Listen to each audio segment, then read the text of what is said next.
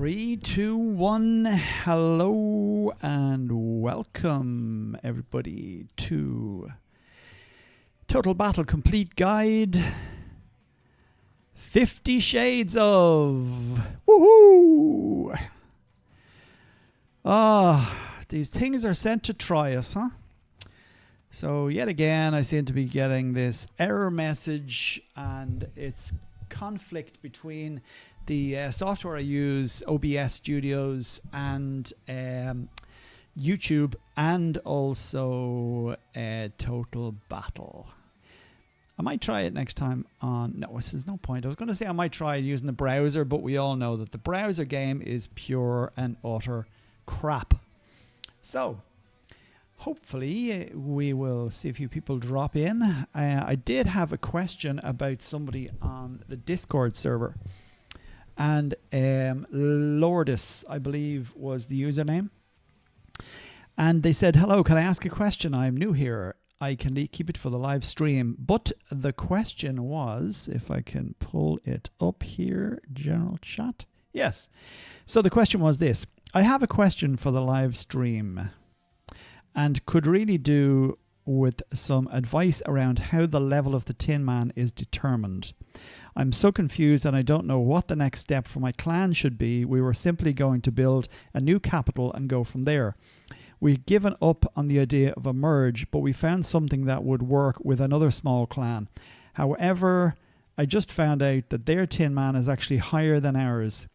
Despite having more members, we will not be able to kill the Tin Man level 35 without relying on one or two players. This, I feel, is not good. And no, it is not good. Basically, this is going to be something that's going to happen to all clans as they progress. Even the biggest clans will all have to do this particular thing. And that is that you will need to create a new capital. Now, if you're in a kingdom that there are many other different clans, and as you've mentioned in your one, you were going to go to a smaller clan. But basically, the one thing that you have to remember is don't summons any Tin Man unless you can kill the Tin Man. Because what you're going to do, in essence, is every time you summon one, the next time you summon one, whether you killed the previous one or not, the next one is going to be a higher level. And what a lot of clans are going to get into doing is thinking, oh, it's great, we can get 6 summons, and they're going to summon one Tin Man. It's not going to die. The next one's going to come along. That's not going to die either. But each time you summons one, it's going to be a higher level. And you're going to run into a situation where you're just not going to be able to kill it. The only way around that is to not summon so many. So only summon one if you think that you're going to struggle to kill it. If you don't get any new players in and you didn't kill it, there is no point in summoning more. The whole idea and the whole plan around the Tin Man is to kill it and gain the benefits from it. Okay. I think anyone will tell you that. Garrett, thanks for joining. Sebastian, welcome to the stream. Hi guys. Just talking about something that a player is struggling with, and that is the Tin Man and not being able to kill it. They've got to a stage now where they cannot kill the Tin Man, and it's just solely down to the fact that they've been summoning Tin Men and they haven't been killing it. So I'll wait till they log in. I'm sure they will tell me when they have logged in, and we can have a chat about it then and go through the options for them. Let me just see if I can rearrange my screen here, because I'm a little behind because it didn't start until late. JC, welcome. Thanks for joining the stream. I'm waiting for a user by the username of Lourdes. I'm sure they will come along in a while and we can talk about it. Ah, JC, you're Lourdes. Okay, good. So I don't know if you heard what I just said. If I didn't hear, then I'll go through it again. It's fairly straightforward. Well, within reason. So will I start again? Just say yes or thumbs up or yeah or sure or whatever.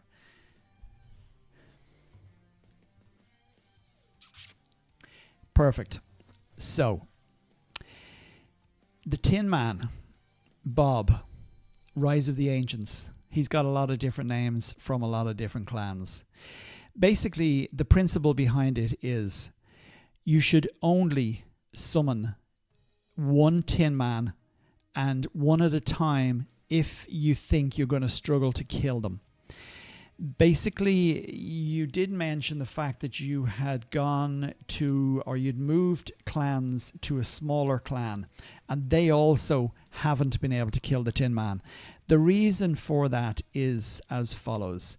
Every Tin Man that you summon, the next one will be a level higher, regardless of whether you kill one or not. So let's just say you start out from scratch and you've decided you're going to make 6 summons. You put all the options into the summons and not so many points into the Tome of Knowledge and not so many points into the clock. You then have 6 summons, maybe very little or short time to be able to kill them, and you basically, each time the summons disappears, if you don't kill it, the next one that comes along will be a slightly higher level, etc., etc., etc. So if you are in a situation where you are a small clan and you only have a small amount of members and you struggle to kill the first Tin Man, as soon as that happens, there is no point in summoning anymore.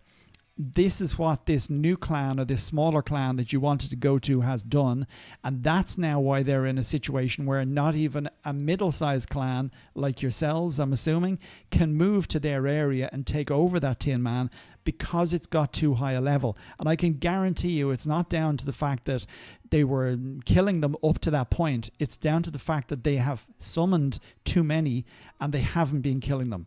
So each time one summons happens, the next one, whether you kill that one or not, is going to be a level higher. The only thing for you to do is to start again, or go and have a chat with some of the other clans in the kingdom and try and find a smaller clan that maybe hasn't killed any of their Tin Men or hasn't summoned too many, more to the point. If there isn't any clans like that in your kingdom, then unfortunately you are just going to have to start from scratch. If there's a bigger clan in your kingdom, you can let them know that you now have a level 35 Tin Man that you can't kill, and does anybody want to take over your clan? You probably will find somebody who may want to do that. The other option, believe it or not, is you could talk to a bigger clan in another kingdom. And what happens in a case like that is they will teleport your clan kingdom. They'll teleport your capital to their kingdom, and then they can take over from there. That is also possible to do. So it's not the end of the world. It just maybe is going to need a little bit of discussion with another clan in another kingdom that may want to take your capital off you and bring it to their kingdom, and then they can go from there. So really that is the only option for you. Yeah, as Gareth said, the Tin Man level doesn't increase if you don't kill it, as I've just stated. One big player in that clan, yeah, that's the situation that normally happens to smaller clans. They have one really strong player, and if that player decides or gets to the stage where they can't then kill it anymore, everybody else is going to basically fail and lose out on it, because you've got to the stage where that Tin Man is unkillable by your group. It's as simple as that. We have an extra level 1 capital ready to go. I will hold the current capital with an alt. Yeah, basically that's the way to do it. But what you do need to keep in mind, that you do need to pop into that alt from time to time, because you're going to have to basically build that capital up. Otherwise you're going from, now look, I'm not 100% au fait on this. If there was another member here who has a lot of experience with clan building and moving and all the rest of it, there are ways and means to be able to do it, to get it just right and have it that your capital is large enough for you to move into, because you don't want to be going from a capital that's maybe level 20 or whatever, 15, 20, and having to start from scratch on a level 1 capital. Obviously you can attack the old capital building. That doesn't do anything to removing the summons, but it means that you can then basically attack your old capital, take all the resources from it, and they automatically go into your new capital, but you're going to have to build it up from there. So I might try and do a stream that we could follow along, that I can discuss with the couple of friends that I know who are both leaders and or superiors, but have been leaders and are well aware of how straightforward it is to basically just change capital. If you go to any of the smaller kingdoms, i.e. kingdoms that have maybe just one or two big massive clans in it, and you'll see capitals littered all over the place that are either on fire because they've been destroyed and the clan has been taking all the resources from it, and they just sit there and they eventually obviously degrade and disappear. So yeah, we'll see if we can organize something like that for you and give you maybe a couple of options as to what you could do. Look, it's something that I might set up it might get too much, but I might see if I can set up a channel in the Discord server that stuff like that could be discussed. Maybe you could have private message with somebody who has that knowledge, rather than it becoming just a channel that you're having to scroll and scroll and scroll to find out all the different bits and pieces, because there is a little bit of work to it. As I say, I haven't done it myself. There's no point in me saying I have. Lots of things I've done in the game, but being a full leader and creating capital and moving capitals is not something I've done. If somebody looks at this afterwards and wants to reach out to you, then obviously they can do that, and they may be able to help you there. David, good morning to you, sir. It's afternoon here. It's 20 to 5 in Ireland. Hello to my friends and others around the world. Hope you're having a good Saturday. Hope the weekend has some nice plans in store for you. I don't know what I'm going to do today. I suppose a little bit of an impromptu stream. I know I have called it 50 Shades of, but that's just a little private joke.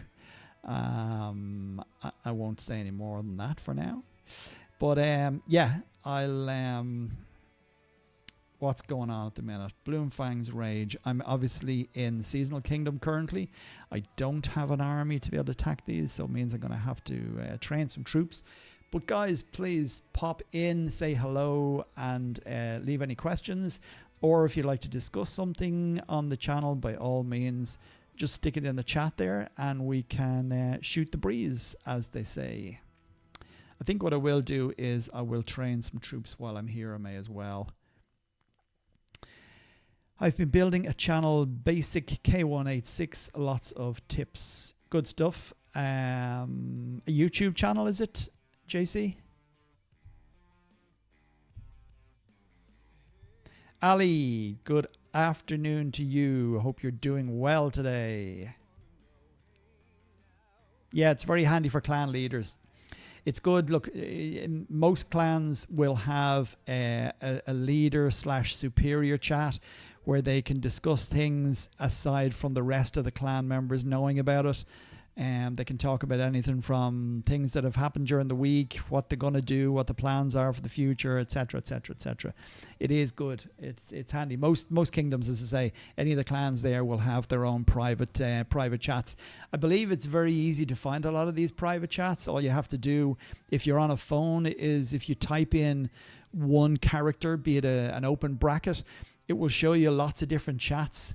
I know that's happened before, and it's a way of other players from different kingdoms being able to go in and snoop and have a look at what you're doing. So just be careful with chats like that. I know when I was in DOD, Death on Demand, shout out to the guys there, K78. Well, they used to be in K78, they're not now.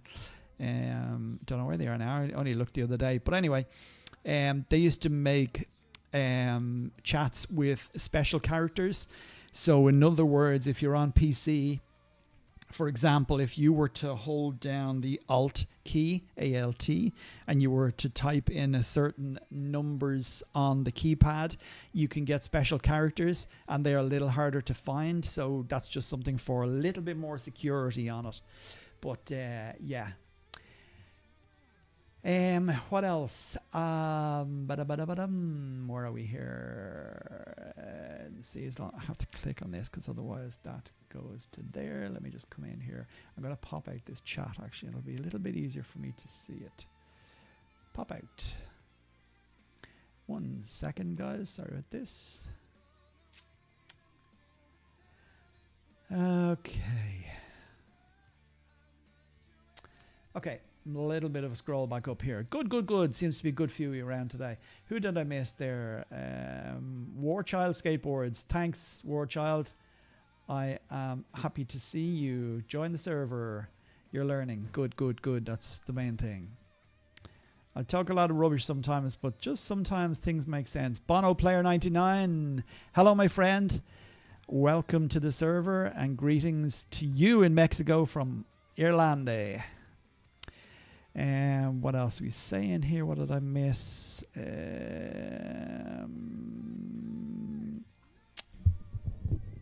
seasonal TB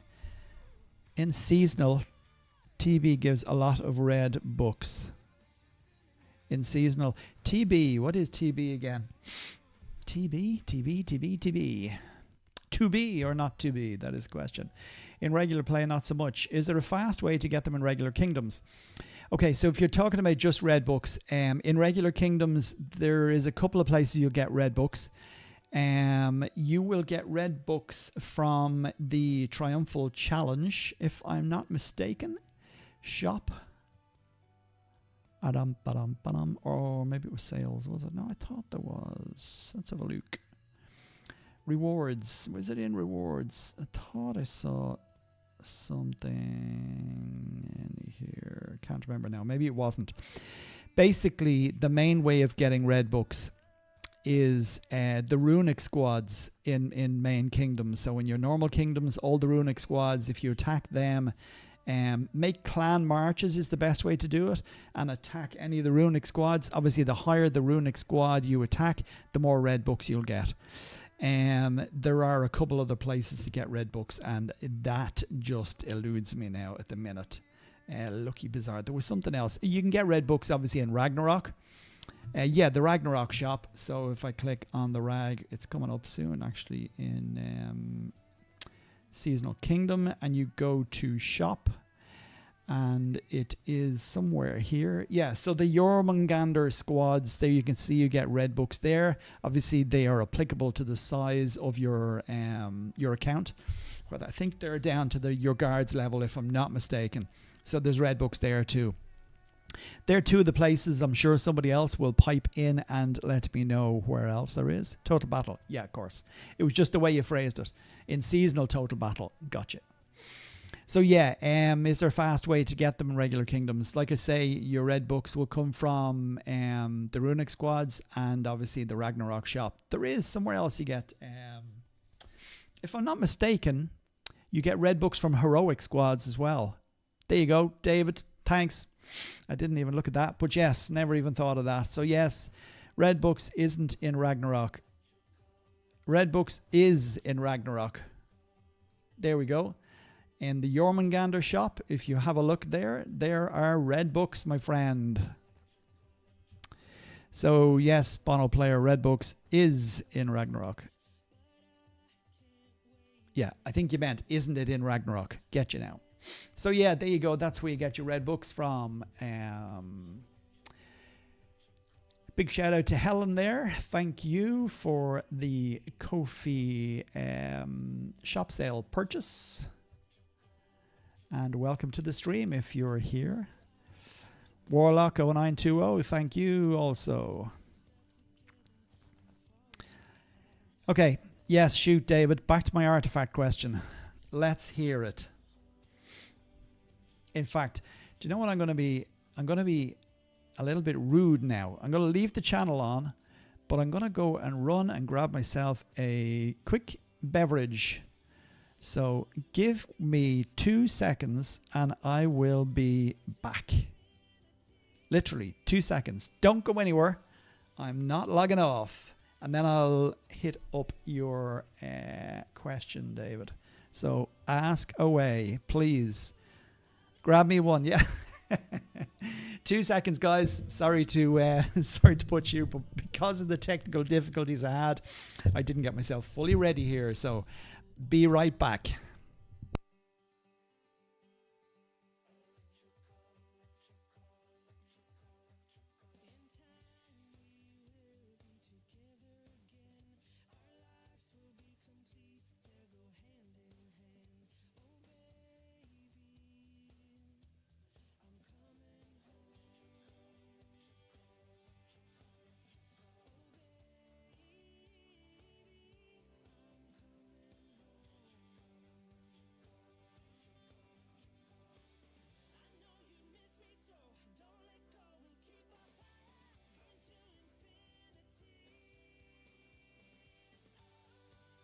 And as if by magic, he reappeared.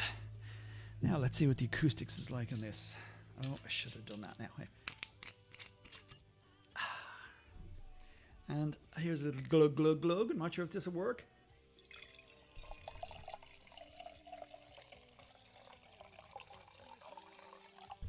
Perfect. Okay. Yeah. 3, 2, 1. I'm back in the room. Where's my webcam gone? There we go. Thank you for bearing with me. It's Saturday after all. We all have to treat ourselves to a nice glass of vino from time to time. Okay, back to the chat. How are we doing? Long live the Republic. It is not a delicious Guinness, actually, no. And no, it's not Hop House either. I had a Hop House last time. It's just a simple, nice glass of red wine. I do enjoy a glass of red wine from time to time. It's easy drunk. Cheers, everyone. Your health. Okay, so yeah, back to the artifact question. Go for it, David. Shout. Mega pint. Yeah, that's a big glass. Yeah, in artifacts, you can lock the checkbox. What benefit does that do? Okay, so let me just go in here and artifacts. So I think you are referring to, let me bring Cleo in here, and we have Ifrit Lord's Belt. So, if I'm not mistaken, you're asking about this random bonus thing, is it? So let me just be sure that that is it. But if you're talking about in here, basically what you can do, so I won't do it on this actually. Let me see. Have I got an artifact that is random bonus? Yeah, okay, perfect. We're on the right page. Do I have an artifact that is, I do actually. What's on Carter? Sorry, go back in there.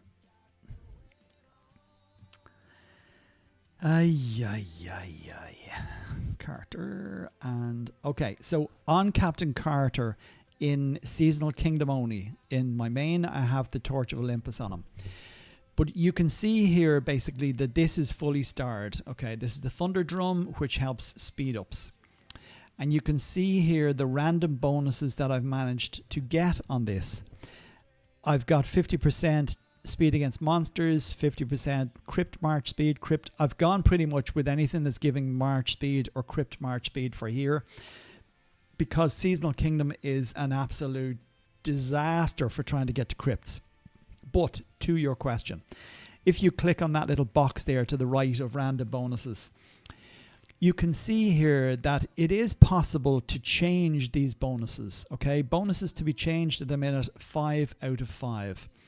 The price or the cost in fragments to change all of those bonuses in one go is 3 fragments.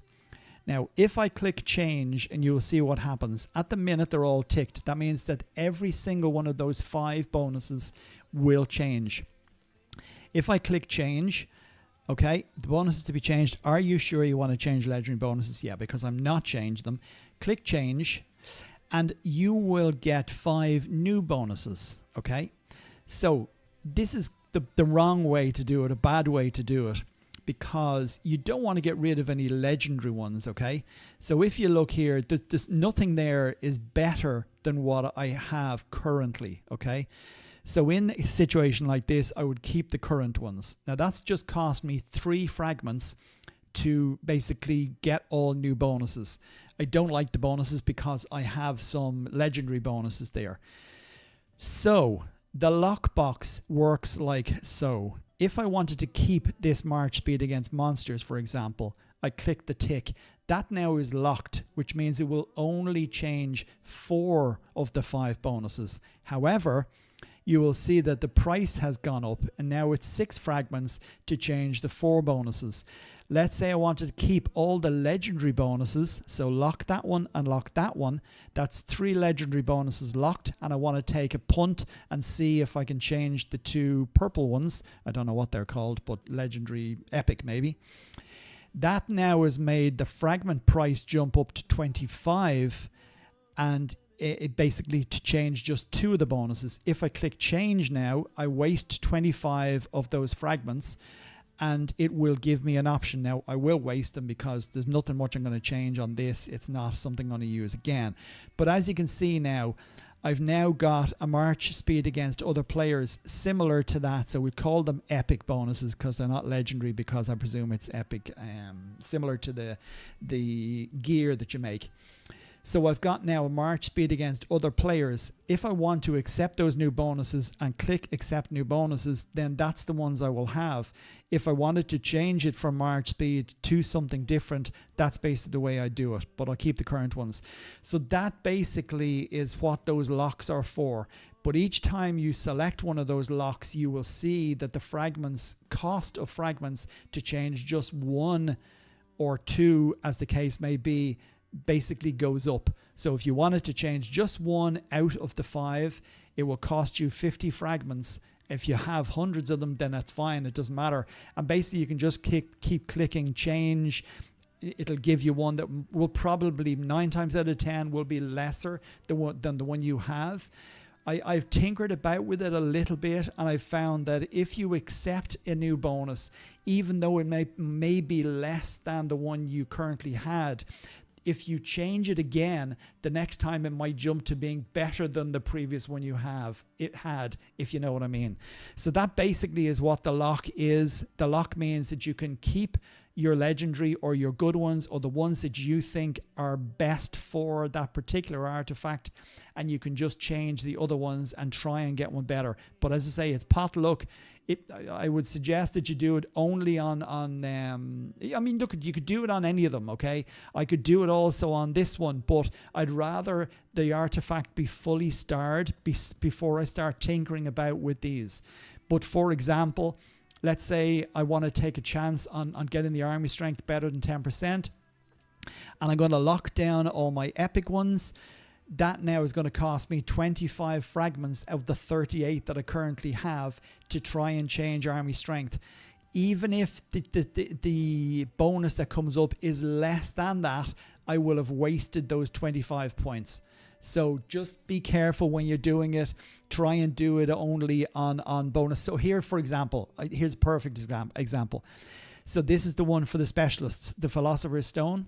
It's something that I will use regularly on Captain Logos, because obviously he is the specialist king. So let's say I'm going to keep the purple ones, strength and health against other players, specialist strength, and I'm going to change these 3 blue ones. Okay, that's going to cost me 12. I have loads of fragments here, so let's click change, and it's going to give me 3 new ones. Now, as you can see, they haven't given me better ones, so this is exactly my point. If I said keep the current ones, okay, I will have wasted that. If I click change again, okay, this time it's given me a slightly better one. Now I'm happy to save the new ones, okay, and I can pick and choose what I want out of that. So they give me the strength 10% has gone to a strength and health at 10%. That's better. The strength against other players has changed to just strength and health of 5%. That's not great. But the other one has changed from a strength to a double strength of 20%. So I'll accept the new bonuses. Okay, now I've got another legendary one. Let's lock that in. I'm going to keep that and that one. Now I can just change this. Okay, it's going to cost me 50. Let's do it anyway. So we'll see if we can get anything better. Change. Okay, great. Now it's gone from 5 to 10%. Accept the new bonus.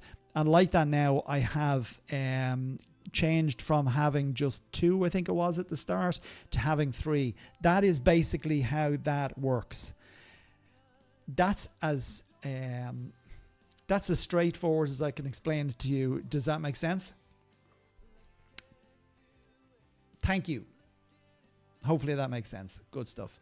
And for anybody else who was watching that, I hope that was of a little bit of use to you. Patrick, hey, how you doing? Thank you for joining the stream. How are you today? And again, I'll have a little sip of wine after that. Thanks, JC. Hope you enjoyed that one too. Look, that's an interesting one, obviously, for lots of people. It is handy to know, but it is best to only do that after you have fully starred your artifact, because at that stage you will be still getting them regularly, but you can obviously change them, and then it doesn't matter. You have them all there. You're only wasting fragments that you aren't going to use because you have fully starred your artifact.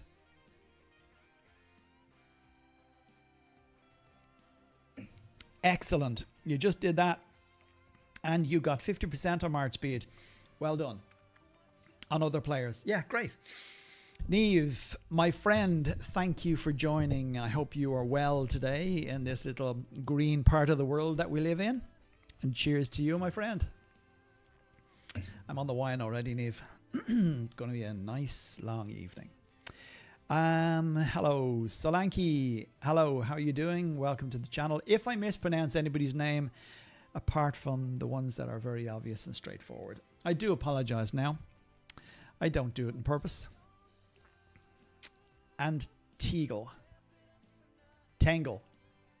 Yeah, very good. Tangle? Okay, yeah. Tangle is good. Yeah, for sure. It's just a pity. Look,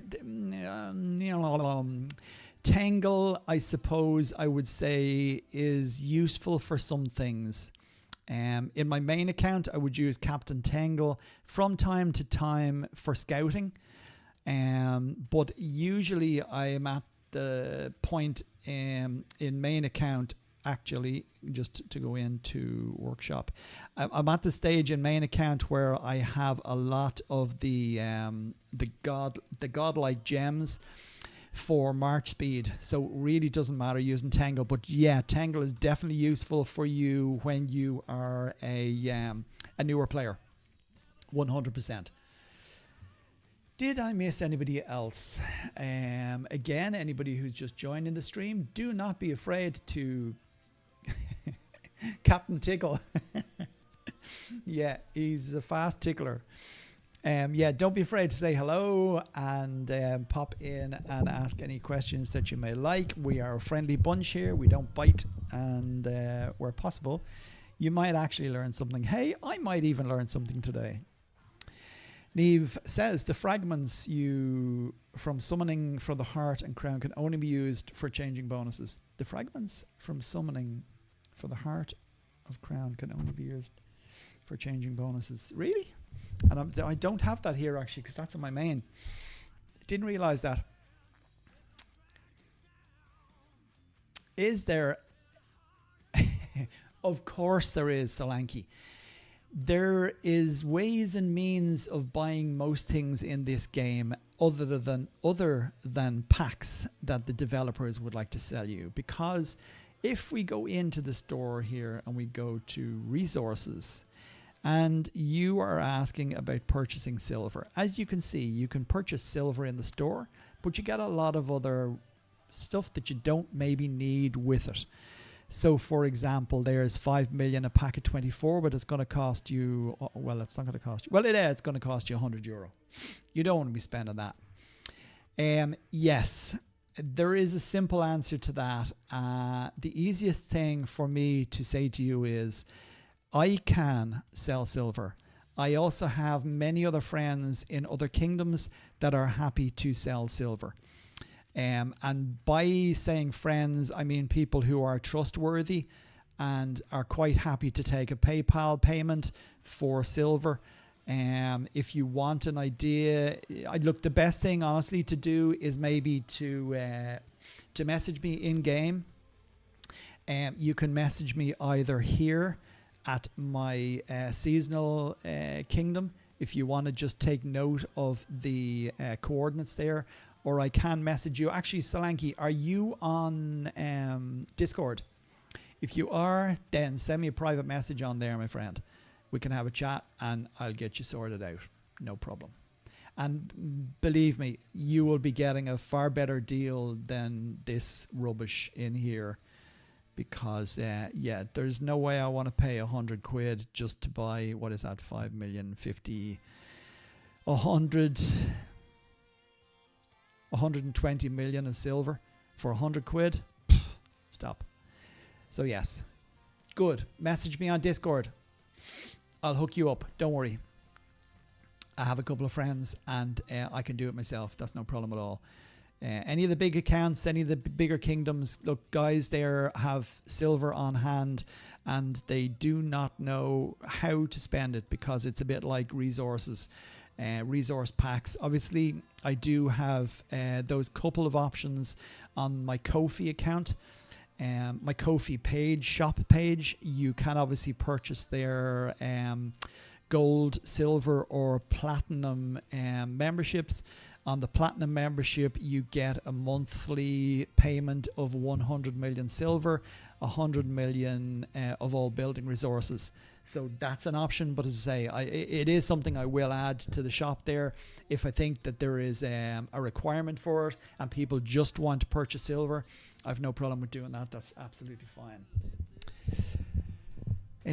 Absolutely, it's way too expensive. Yes, it is for sure. You're very welcome. And thanks for the question. You could go through that in 15 minutes. Yeah, I know. Yeah, it is crazy. It is really crazy. I would normally be selling silver in the billions rather than the millions or the hundreds of millions, because like that, if you need silver, it's got to the stage in seasonal at the minute where players are crying out for silver because they're trying so hard to push on and get to G9s.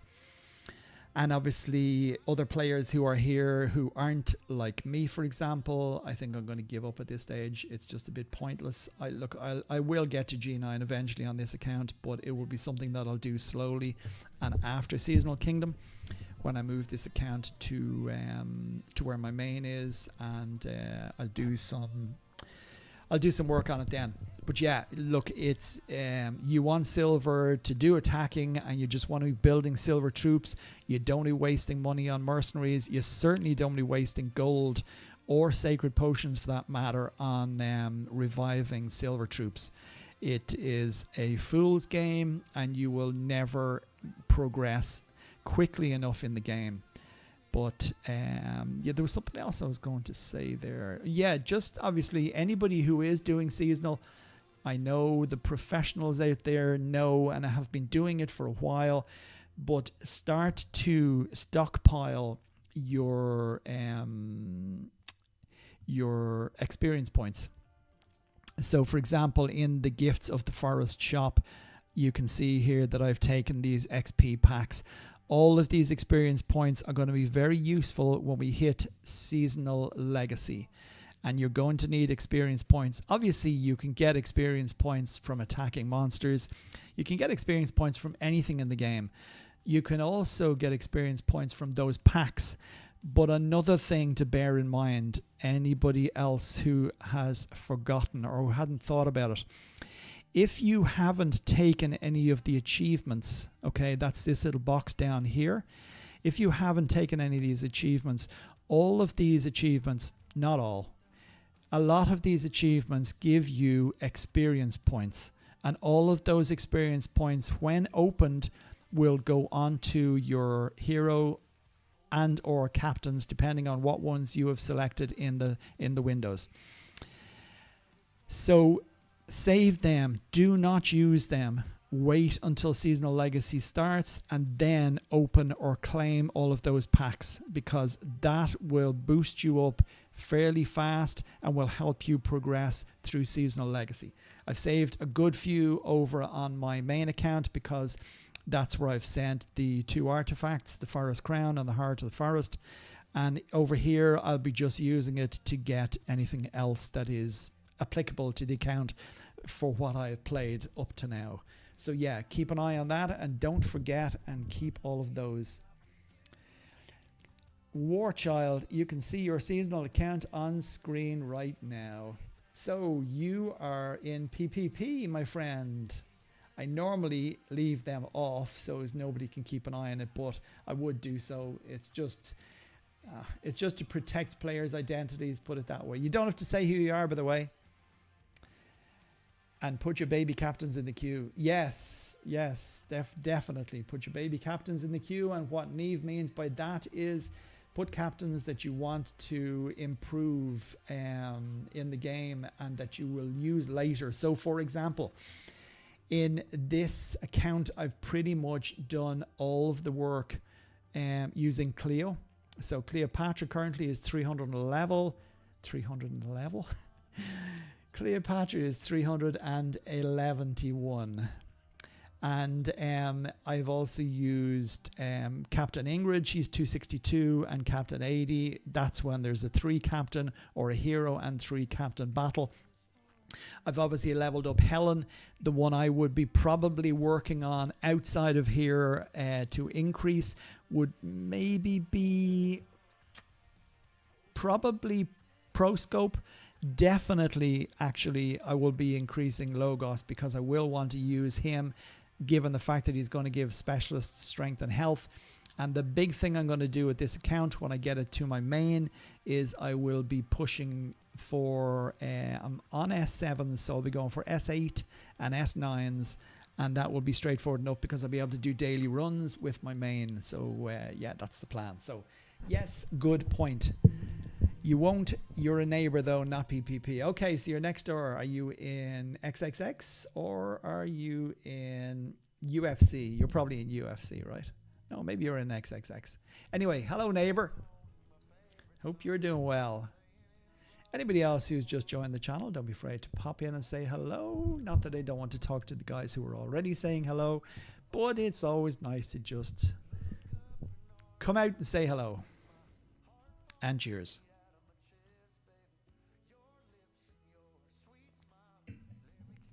What else to talk about? Let me just have a look and see. I did have... And you know, actually, I might just pop onto my phone because I had saved a few photographs, screenshots that is, from Facebook not too long ago where people were asking questions regarding Total Battle. I'm going to read one out actually, being as I have it here. So this anonymous participant who is in Total Battle, fans, players, etc., etc. Is there any way to save a kingdom that's being destroyed on purpose? You've heard this before, I hear you say.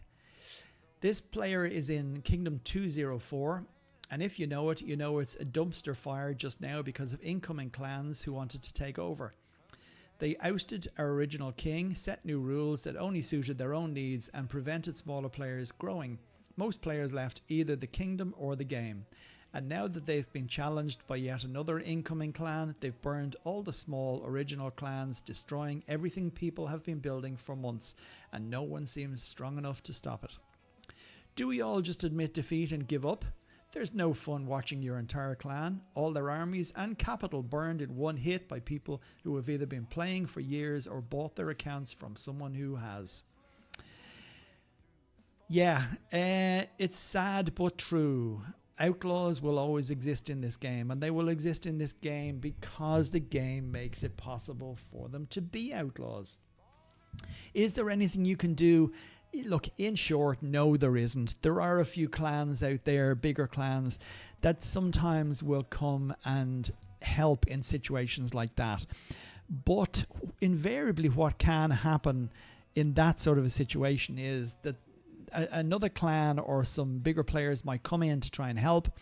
They then are locked into your kingdom for a minimum of 37 days because they can't move again until the debuff ends for moving to a new kingdom. However, the clan that came to you may have caused turmoil there for longer than 37 days, and they could literally just upship and move on to the next kingdom. Why does that matter to you, you may ask? Because they're gone and you're happy. Yes, but they only go because the bigger players move in and a bigger clan comes to destroy them. That then leaves that clan or those big players in a situation where they're stuck in that kingdom for a while. And a lot of clans, a lot of players don't want to do that. They're not about helping other players by stopping people like that doing it. As you probably are aware, GTO, Gypsy Takeover, are on K220 and have been for a while. They've caused consternation there on 220. They also burnt 219, 218, and other kingdoms around them. 221, another one as well. And basically they've just attacked buildings, clans, forts, anything in their way. And they are a big clan now.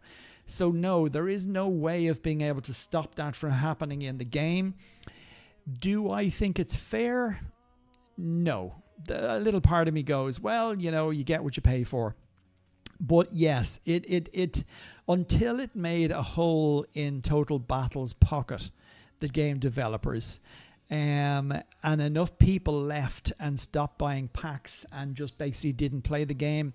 Until that happens, they won't do anything about it. It's the law of the land. Okay, there are lots of players in the game who are huge players and will still spend hundreds and thousands of dollars on packs for mercs to be able to kill epics, etc., etc.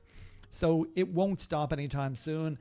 That, unfortunately, is just the name of the game. It is Total Battle. It's not SimCity. It's not chess. It's not checkers. It's not anything else. It's just Total Battle. It's a war game. Your way around it is not to build all your forts. Keep a pocket fort. 99 times out of 100, that's what all clans do nowadays, because they've all been touched in some way or other by an outlaw or an outlaw clan. Back to the chat. What if we just demolish our capital and rebuild a new one in the same spot? Is that an option? Yes, JC, you could do that. You could also just build a new capital on... can you just build a new capital, actually? Neve, can you build a new capital on the same territory? I think you can. I've seen other people do it. Or you could certainly build a new capital very close to it. So if you don't have a bordering... let's say wherever your capital was, see where ours is, for example, here. Let's say there wasn't another clan beside us here. Well, I suppose our border would have pushed out a little bit more. But you could build another capital just outside your border and then destroy your old capital, and your new capital then obviously will come into play and your old capital can remain smoking. So yes, you could do that. It is an option. Neve, K61 is in the same boat. No salvation is on. Yep. Ah, well, it is what it is, right? It's a game. It's part of the game. And if it wasn't possible to do that, or people weren't able to do that, then it wouldn't be. Maybe look, the game is made for lots of different ways to play it. Okay. Hey, I've been an outlaw myself. No point in me saying otherwise, because I'm sure somebody out there knows and remembers me. I won't say what my name was then, but yeah, I was a ball boy. We got in Olympus and wiped their asses. Nice. Yeah, very good. That's another way. JC, or no, who was it talking about that? It was JC, wasn't it?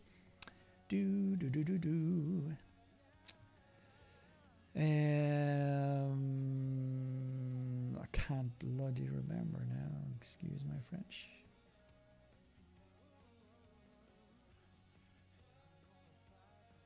No, it wasn't JC. JC was talking about it. No, it wasn't anybody talking about it in here. It was just me prattling on about something that I saw on Facebook. Yeah, I remember. GTO, that's it. What's my Discord ID? Link in description has been expired. Let me just send you one now. Uno momento. Where am I? I want to get that. And is that not showing there? Invite people, and I want to change the invite link so as there is never expire. Generate new link. Copy and paste. Control V. There you go, Solanki. There is the Discord link. And anybody else who would like to join the Discord channel, please, by all means, click on the linky and jump on board the server. The more the merrier. You're all a quiet bunch in there. Speaking of quiet bunches,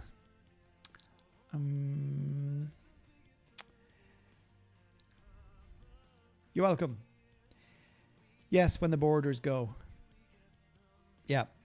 So yes, you can just rebuild a capital or build a new capital. And yes, you would, as Niamh was saying, yes, our territory would expand a little bit if the border beside us wasn't so strong. They're basically meeting like that because there's X amount of players in our clan. All our buildings are to a certain level, 25, and basically the borders just can't overlap. They will clash up to a point. They won't overlap.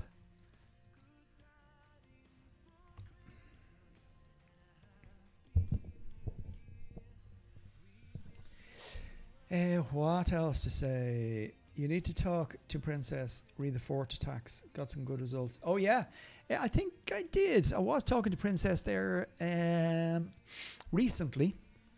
We had a wee chat, and I heard that you had some good results with it. It's an interesting point.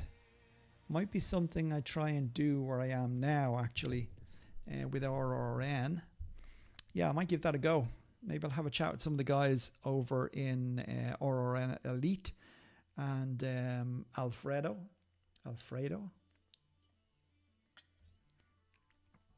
We might give that a go. If you have an attack report, I think you did send me one though, didn't you, in game? I think you did. I'll have a look back.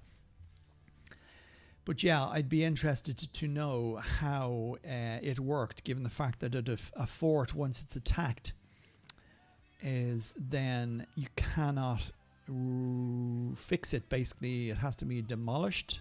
Well, actually, no, can it be demolished? Oh, you're not going into forts now.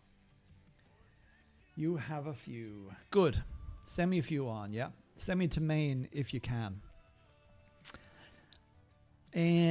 What else shall we discuss? Oh yes, let's all shed a tear. Hold on, I take my glasses off. Seasonal Kingdom is nearly at an end. What will we do without our lives when it ends? Oh no. Oh, the sooner it ends, the better. I am just sick of it. Seasonal Kingdom is like a job. For those of you who watch this video afterwards, not a live stream, never play Seasonal Kingdom. It will steal your life. You think the game is bad? Wait until you have to work 2 accounts and 3 accounts or more just because Seasonal Kingdom is running. My God, it's too much. I've had a bit of fun, but honestly, I haven't had that much fun. Guys, what are you sending caravans all the way across there? Just put your city there and send it. Anyway, sorry, stupid is as stupid does. Yeah. Seasonal Kingdom. I will never darken Seasonal Kingdom's door ever again. I don't care what they're offering. I mean, unless they were offering free money. I am never playing Seasonal Kingdom again. It's been 86. It was 87 days, right?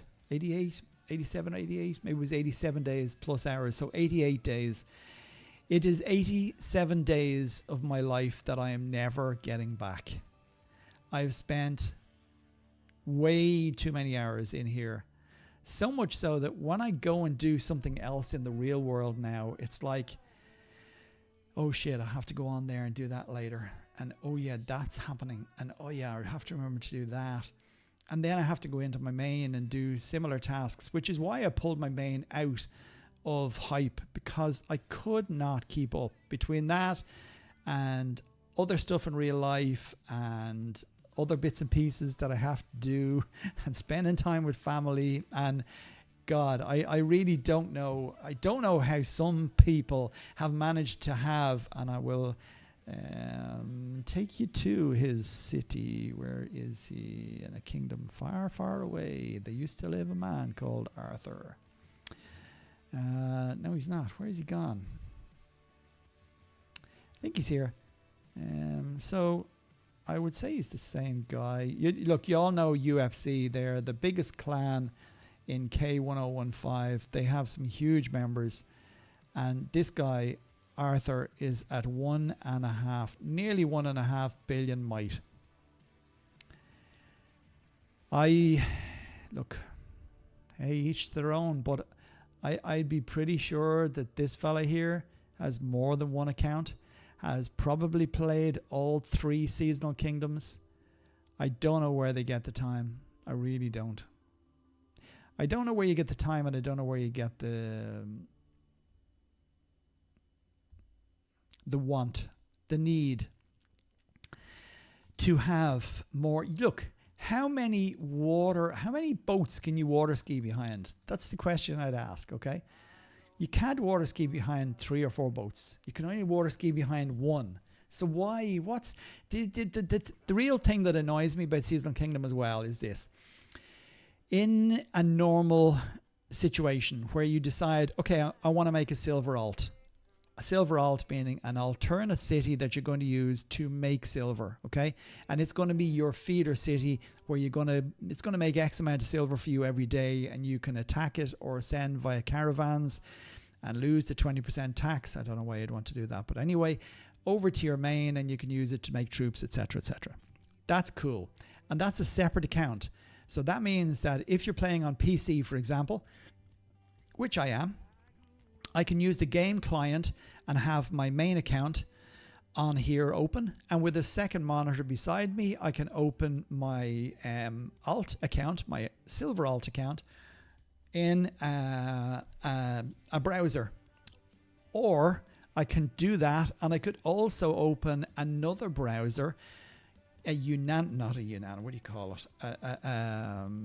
Basically a browser that doesn't recognize you when you log in, okay?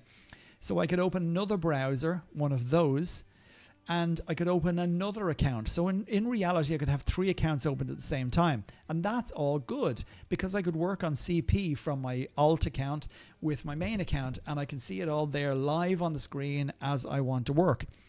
With the Seasonal Kingdom, however, I have to go up and I have to click on account, and I have to choose my Seasonal Kingdom account or my main account and switch to it.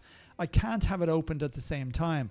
And that's really, really annoying. I don't know why they don't, at least even after Seasonal Kingdom ends, for you to be able to pull it off your main account and be able to open it. Because doing conquest point runs, CP runs, it is going to be really, really annoying and hard to do. It's not impossible, but it means you have to keep switching from account to account, etc., etc.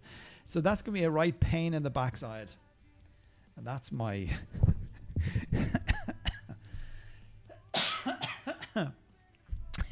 Here's the Paddy calling the Paddy a wimp. Huh? Why am I a wimp? Where are we going here? You can fix forts. Just have a long time to wait, like 20 hours. Yeah, I know. Yeah. It is, yeah. It's too long. I have heard so many people say the same thing. Seasonal has taken the fun out of it for a lot of us. Yes, Jim. And thank you for joining us today, my friend. Good to see you. Or let borders drop and rebuild a new capital beside the other one. Yep, you could do that. Look, on the borders thing, just bear in mind that most of the borders are nothing to do with your capital. The borders are jointly to do with your forts, your placement of your forts, and how many members you have in your clan. So if you made a fort that's quite close to your capital, you'll find that if you demolish that fort, that will drop your borders as well. So the capital doesn't really give you much in the way of border territory. So the fort would be the better thing to any fort that's left or right of your capital or north or south of it. If you remove or demolish it, and then obviously you can rebuild it afterwards, you can then drop your border territories much easier that way than your capital. Legru, hello my friend, welcome back. I have my SK in the game launcher. Yep, same as me. Well, actually no, and my main in Firefox browser at the same time. Ooh, I never tried that. Really, does that work? Well, hell, let's just see. Now you have piqued my interest. See, I told you, if you don't learn something new every day... Well, I haven't done it yet. Does it work? Hooray! I must be hanging around the right crowd today because I just learned something new. I must admit, I thought about it and I thought I must try that sometime and I just never did. So that's good to know. Great. I'm happy now. Thank you, Legru and Neve, for confirming it. So that means I don't have to check it myself now. It's all good.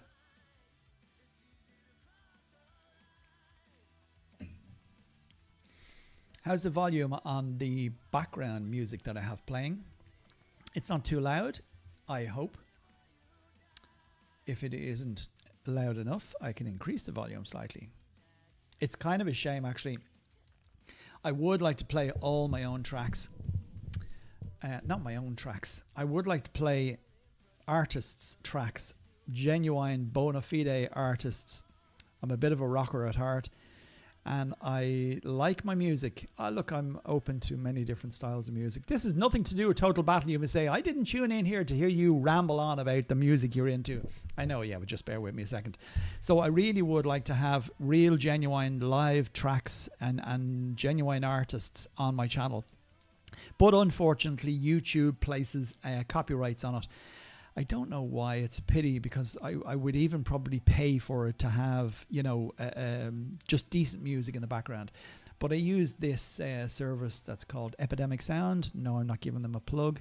And it's okay. But yeah, if some of the tracks are nice and some of them aren't so nice. There are artists on there. It's not all AI generated music.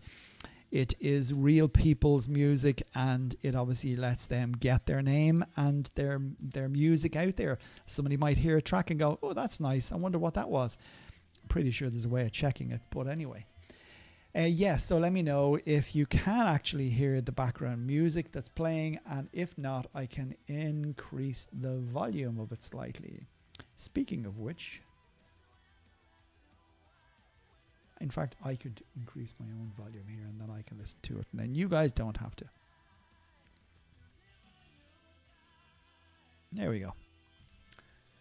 I can increase the volume here and it won't affect or come across in the microphone because thankfully this is kind of a decent microphone and it more or less just takes the volume or the input coming directly at it as opposed to what's coming from behind it.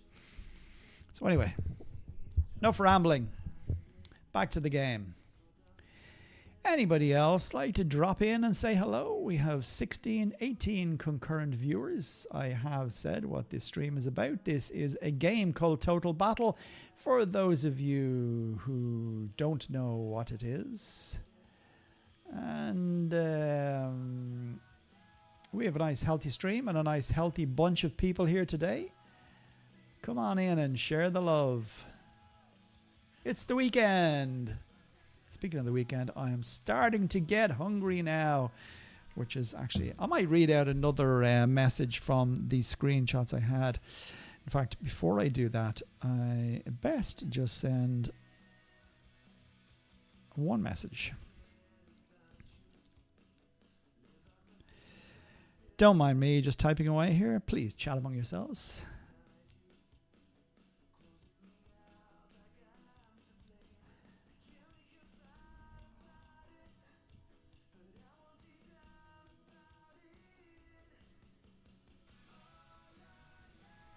I'm not speaking, just in case anybody has just logged in and said, your mic's not working.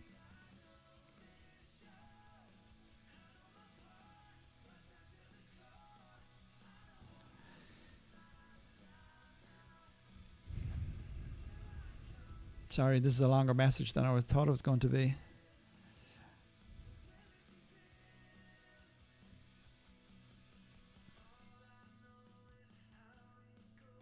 Okay. Done. Apologies for that.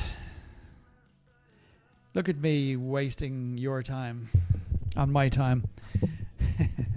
Spice bag and Eve. No spice bags. I did have Chinese last night, actually. It was extremely enjoyable. What did I have Chinese last night? I had some barbecued spare ribs. I'm a partial to a bit of a barbecued spare rib.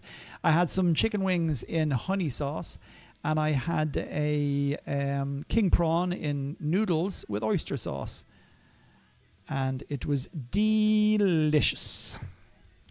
So let me see. Okay, let's have another question here.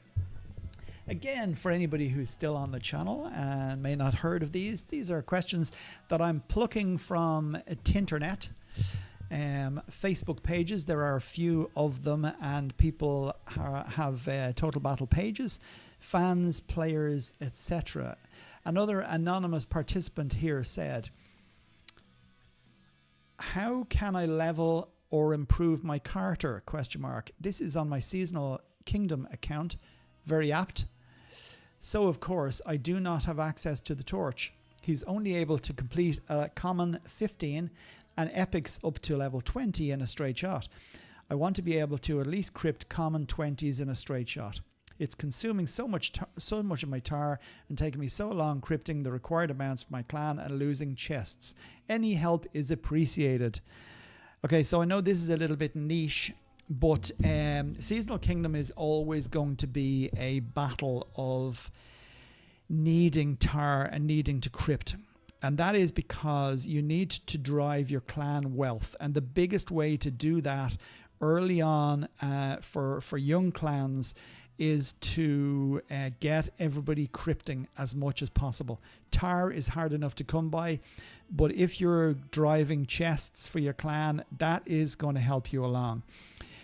The first thing, and the first thing that we did when we got here to Seasonal Kingdom was straight away get Carter and start working on Carter.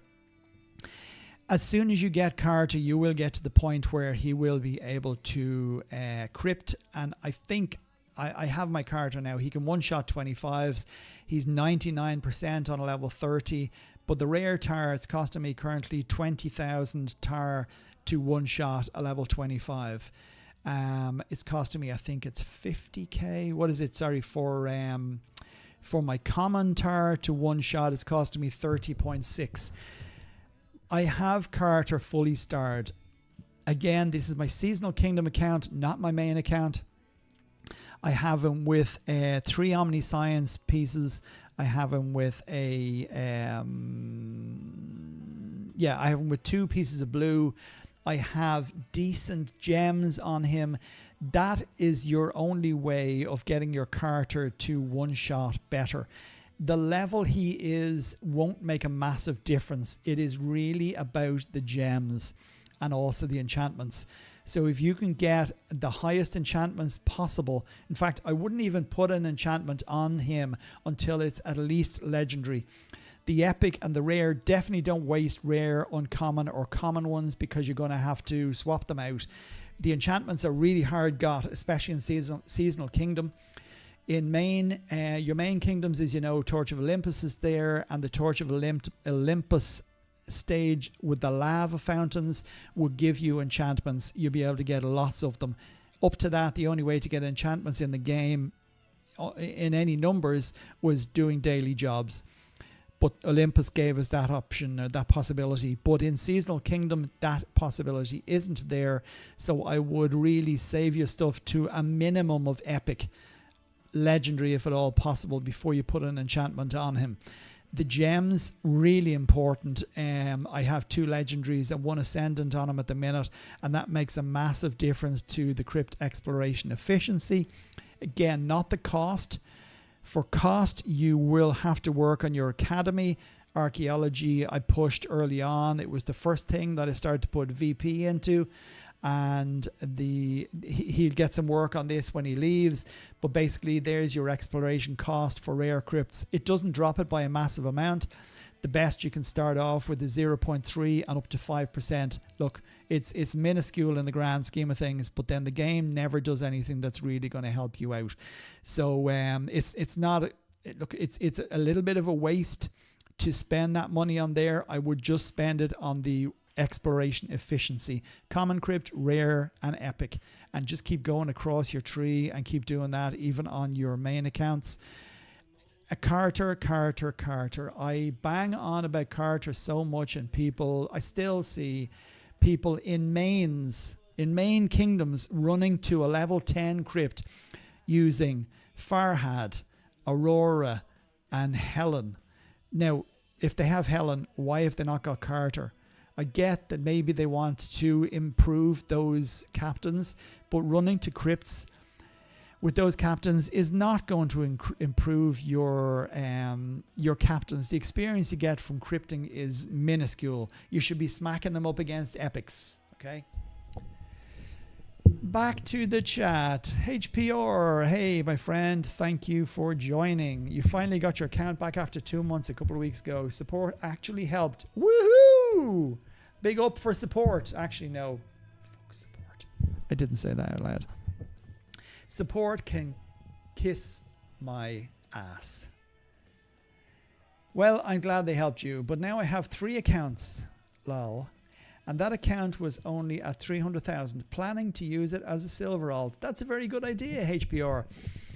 And again, you would like to, as I've said to somebody else here earlier on, if you'd like to message me on Discord, I will help you with that and give you a few tips as to what best to do.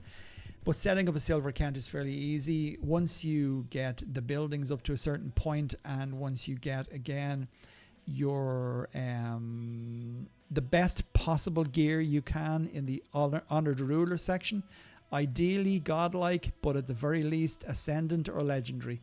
And then obviously you will see that your silver and food production will be boosted. The higher the better. So yeah, definitely is worthwhile doing that. Even as a small city, you'll still get something out of it silver wise, but it is definitely worthwhile having. But yes, hit me up outside the game. JC, if we demolish a capital, will research done to this point remain? Yes, it will. The capital will remain, yes. All you're doing by attacking it, and don't forget, if you're going to do that, attacking your capital to get the resources to your new capital, make sure you demolish all your forts first. If you don't, then when you try and attack your capital, obviously it will tell you that you have to attack the forts first. But if you then attack the forts, your capital will go into conflagration and you will have a shield on it for 24 hours. And then you're going to have to wait 24 hours. So make sure you demolish your forts first, then hit your capital. Okay. Does the border really need to be at 0? No, it doesn't. No, just once you take down your for example, right, you see XXX here, clan, this is their capital, all right, and here is their fort that's very close to the capital. If they remove that fort, then you will drop probably maybe 8 to 9 tiles, because it's only a level 1. Actually, it wouldn't be a massive amount.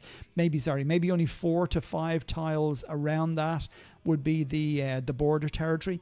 So if they remove that fort there, our border, if it wasn't up against it, obviously that will give you a chance to maybe set up your capital on a tile maybe 4 to 5 away from it, and then you can build your new fort close to it, and obviously your territory will expand again. So there's a little bit of guesswork there, but give it a go. It won't look. Worst case scenario, you build a fort close to a capital. It's not going to cost you a massive amount. It'll only be maybe 30 to 40,000. How many forts have we got at the minute? If I want to build a fort here, let me just see. Build a fort. So if I try to build it there, no, sorry, there's my capital. Let's say I want to build a fort right here directly beside the tile, directly beside my capital. I can do this because I am, there you go. It's going to cost you 41,000 in resources. So that's minuscule amount. The further away, obviously, from the capital you are, the more it's going to cost. So yeah, just build one and see how you get on. Make sure you demolish the old ones first, as I say, before you steal the resources. Talent points are very important too. Yes. And now that Niamh has mentioned it, for anybody who's watching this video afterwards, just to go back to that discussion about crypting. If you go into your hero screen and talent points, which is the one directly below his footwear option, you can see here you have talent points. Archaeology in here, the one thing that you really need to do is have your crypt exploration maxed out. Forget about your tower capacity, crypt range, production speed, crafting speed of equipment, and bonus experience in crypts. Forget about all of that. Just max out all of your crypt exploration efficiency for both rare, common, and epic right the way across. You can do that in this tree compared to your academy. In the academy, you have to do them as they go in sequential order. You can't move on to the next section until you have 10 out of 10, maximum 10 out of 10 on each. In the talent points, you can, and once you put them all full right the way across to the end, you then will be able to crypt a little bit better. So yes, Niamh, thanks for pointing that out. That is very, very important when crypting. Another thing to say about talent points, if you have enough of them, I would strongly suggest that you crypt once a week. Why, you may ask? Well, for a couple of reasons. First off, if you don't have your talent points maxed out in such a way, but you do have Carter, when you turn on your premium, and by that I mean this little red P here, if you want to crypt, it is important to use this great archaeologist. It costs $5 a week, guys, for premium.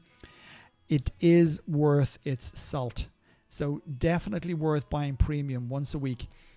Switch on Great Archaeologist. You get 100% bonus experience in crypts. You get 50% crypt exploration efficiency, and you get a 100% march speed to crypts. Definitely beneficial to do that. So once you turn on your premium for that, you have your Captain Carter. If you crypt once a week, it means that you can stockpile all the tar that you get from clan chests, and that once a week then you just switch on your premium to Archaeologist. You put your talent points all into your archaeology section.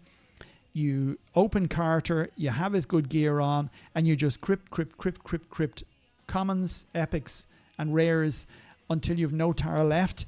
Then you can switch it all back to attack mode, and you can go and do everything else.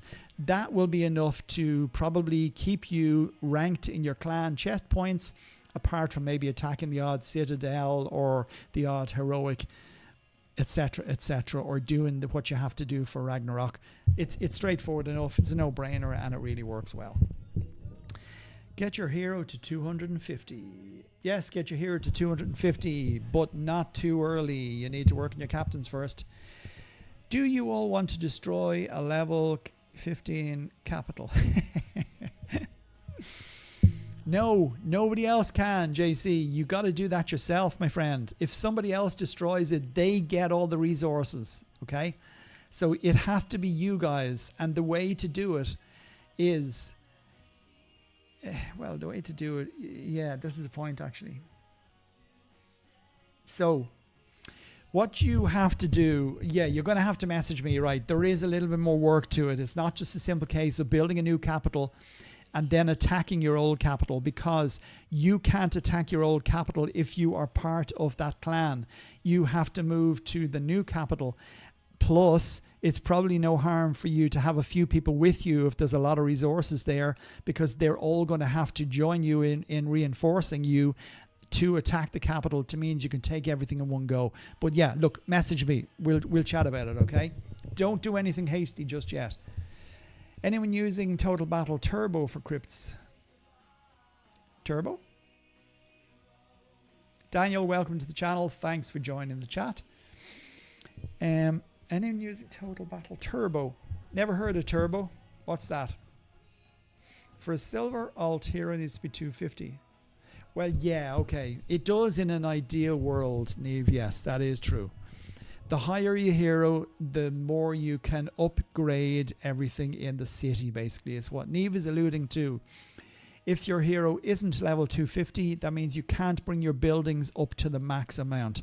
You can always upgrade all of your buildings up to level 44. You don't need to go to 45. There's not a massive jump in the silver creation from 44 to 45, but it costs you a hell of a lot in blueprints. So be very careful of that. You will get to a stage where you're going to struggle for blueprints. The minute, as you can see, I've only got 1,730.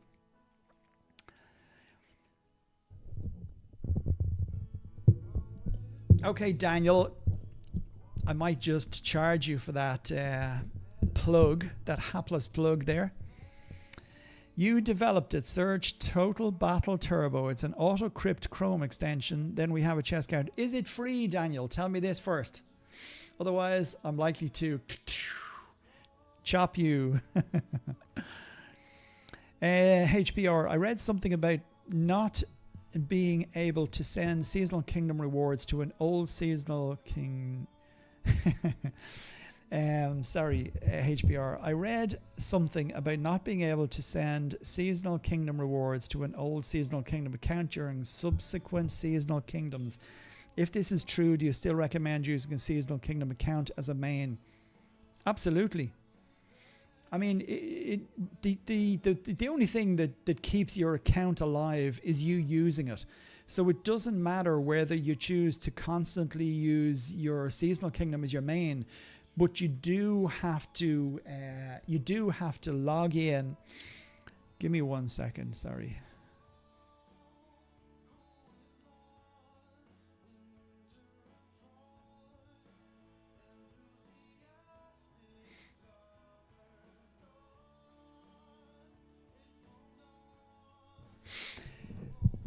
Okay, Daniel, next time we'll have a little chat, okay, before you try to get a plug on the channel. How about that? You have a free trial on the chest counter, but no, not free. Nothing is with this game, though, and it saves you. Yeah, well, look, if you had said it to me beforehand, I might have had a chat with you about it, but look it. I'm not about plugging anybody who is trying to feather their own nest, put it that way, okay? We won't fall out about it. We'll have a chat about it, right? Maybe I've spoken to you before. Funny feel I might have done. Without you knowing. Thank you. I appreciate that. Yes, as I was saying, HPR, sorry. It's simple as this. Whatever account you log into, once you log into it regularly and you're using it, it doesn't matter if it's your main or if it's your seasonal kingdom. It stays there, basically. It's yours to use for as long as you're using it. The only reason a player's city or account might not get used anymore is if it's left for too long a time and hasn't been used. So once you're logging in, I don't know what the actual time is. Maybe Neve might know. Probably every couple of weeks, you'll get messages from Total Battle saying, your citizens miss you, come back to your city. Look, I've had them and I've only been online and I've only just gone off and I get a message like that. But yeah, once you log it in, it really does not matter. As for the subsequent seasonal kingdoms, I suppose if you have a seasonal kingdom account, are you asking, can you create another seasonal kingdom account from the seasonal kingdom account? So can you double up on it, or do you have to go back into your main to create a new seasonal kingdom account? That is a good question, and I don't know the answer to that, and that's because I've only played Seasonal Kingdom once, but I'm sure somebody will give you an update on that. Somebody who has the knowledge, and I don't have that knowledge. Neve said something. What did you say, Neve? You can create... You can... Okay. So your current Seasonal Kingdom is sending to my December. Perfect. Well, there you go. There's the answer. I wasted my breath. Thanks for that, Neve. Thomas. Hi from Denmark. You are awesome. Keep up the great work. You're awesome for joining the chat today, Thomas, and welcome to the stream. Thank you, my friend. HPR, I was asking because I would want to keep building it up by sending mythic captains and artifacts. Yeah, absolutely. It's a no-brainer, yeah. Pretty sure answer is yes. I have friends that have done it. I have not. Yeah, same as me, Jim. This was my first soiree into the world of Seasonal Kingdom. Like I said, did I not mention already? I'm never doing it again. Sorry for shouting. Yeah, I hate it. I hate the time it takes. It's just too much.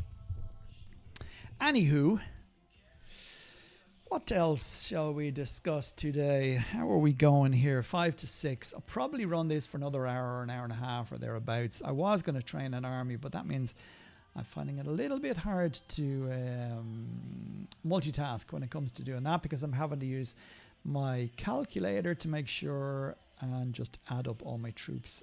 And somebody must have killed an epic and I missed it. Excellent. Yeah, what's going on in Maine at the moment? What is it? What are we today? It's still Doomsday, right? Oh, what time is it actually? 6 o'clock. What's coming up in Maine? Somebody tell me. I might have to switch across, because there's nothing going to happen here now until I think the next epic is it 7 o'clock? 8, 9, 10, 11. I think it is. 7, 8, 9. Yeah, 7 o'clock I think is the next epic. Arachne. Okay, great. I'm not missing anything, so I don't need to level up any captains. I probably could. I could go on and probably push Helen up a few levels, but meh. Actually, I wonder why Arachne is such a crap event. Like, one clan chest for a kill, when all of the other ones, even the lowest ones, are 7. Why could they not have just made it 7? It's not like you're benefiting anything. I know you can send 3 captains against the Arachne squads, but it's a bit poor, isn't it, right, Neve? Yeah. Yep.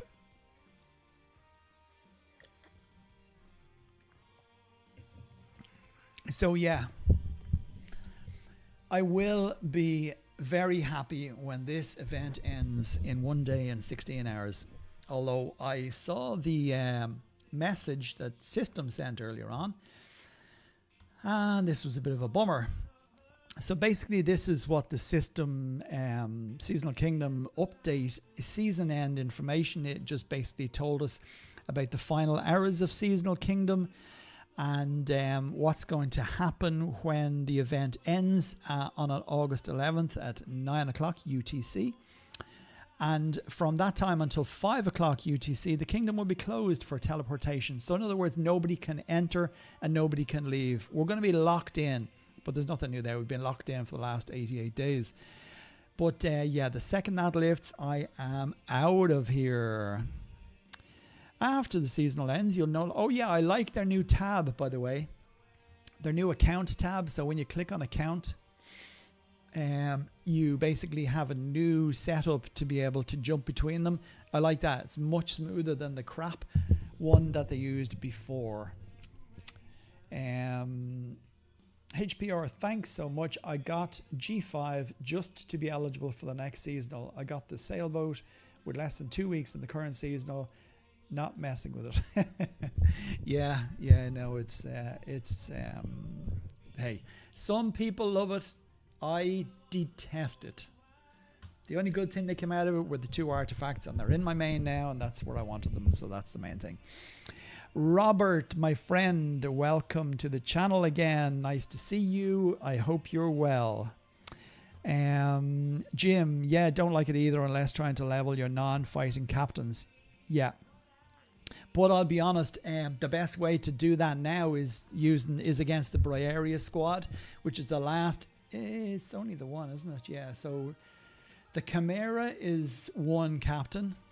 The what's the second one? Now I'll have to check. I'm not looking at the chat because I know you're all screaming it out there. Where's Olympus? Down the bottom. No, actually, where is? Oh yeah, there's no Olympus here. Okay, you'll have to scream it out. What's the second one after Chimera in the Olympus? It's the one your hero can attack. Then you've got your lava fountain and your lava mines. And then the last one is Trials of Briareus. And that's, again, a 3-captain one. But obviously Olympus isn't happening every few days. Unlike Arachne, which happens every 4 days? 5 days? Yes. So Robert, hi for a long time. I have completed my talent points in economy and archaeology. Where is the next place to put talent points and in which specific places? Well, that's a real killer question, Robert. It depends on how many talent points you have. As you can see here in my seasonal kingdom, if you add up all of those numbers, 7, 8, 1500, 16, 2000, I've roughly got 2,300 talent points. And I have them fairly well spread over the few things I want. The talent points, as I mentioned earlier on, in archaeology, I would strongly suggest you don't fill unimportant sections. So in here, really, if you're in a decent clan, you won't need to worry about tower capacity. You won't need to worry about tower production speed. Crypt march range, you won't worry about either if your clan opens regular portals around your kingdom. The bonus experience in crypts, again, isn't important. You really want to just concentrate on the exploration efficiency exploration efficiency in your talent points when it comes to crypting. After that, your economy is kind of important too. For me, if you are trying to create silver at the same time, it's kind of a balancing act, because that means you have to have a certain amount of silver buildings, and you have to have a certain amount of food buildings. But again, for me, I would keep the likes of your resource gathering speed at full and your food productions at full. The tile bonus, very important. Research speed, again, if you're a low level player, research speed is important. Food production, obviously, again. Tile bonus, again, because if you're sitting on a sand tile, that'll push your silver creation up. If you're sitting on a green tile, that'll push your food bonus up. And food, obviously, you're going to need a lot of food because you're going to be trying to build a maximum army to be able to hit epics regularly. So they're the important things, really. The building, the silver production in Seasonal Kingdom, I didn't have it high. In my main, my main's maxed out now, so that's neither here nor there. In my alt, my silver alt, I have silver production maxed out right across the board. Resource gathering, as I said, research speed. It's just a delicate balance. Okay, it's not easy. There's no surefire way of getting it all right. In battle tactics, try and always go with your strength over health. Okay, so for example here, if I go into the expert battle tactics, okay.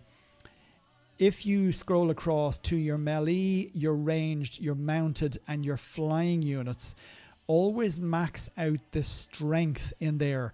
Leave the health, because the reality is early on in the game, you're just going to be constantly attacking epics. You want to get stronger. You want to basically drain as much valor points as you can. So everything has to go into strength. Health is not important until you are attacking players or until you are attacking monsters that you can kill. When you're attacking epics, it's all about strength. So forget about everything else but strength. You want everything in strength, strength, strength the whole way across the board. Then maybe you can bring in march speed, and then maybe you can bring in health, as I say, when you're attacking things that you can kill. Other than that, you want to basically make sure that your guardsmen's strength is the next important thing. Once you have any specialists that you can use as meat shields, and if you look at any of my videos on epic attacks, you'll understand what that is, or use any calculators, you'll understand again what that is. So again, you want your guardsmen's strength good, you want your monsters' strength good if you have monsters, and you want your specialists then, when you're using them, you want to have their strength also good. Things like army carrying capacity, not important early on in the game. Engineers, your engineer corps, i.e. your siege engines, again, not important. So there's just a brief overview of what I do on talent points. It's a balancing act. Try and get them close to level. But if you don't have many talent points, and as I said earlier on, just remember the ones you put them into. If necessary, take a few screenshots once you've done it so you remember where you put them.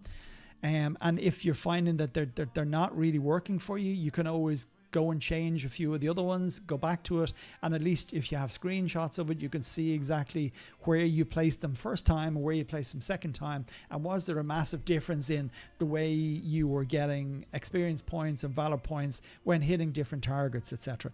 So it's not an exact science. It's something that in reality there'd be no point in me making a video for it because it would go on for days. So just try and just get a fine balance there, Robert. That's the easiest thing for me to say. Where are we?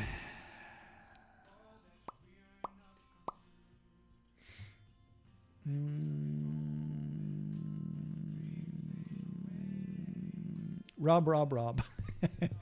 Yep, as Neve said, Rob. You don't need silver when you can steal silver. That's very important. But for that, you need Aaron, because you probably will not be able to attack players in your own kingdom.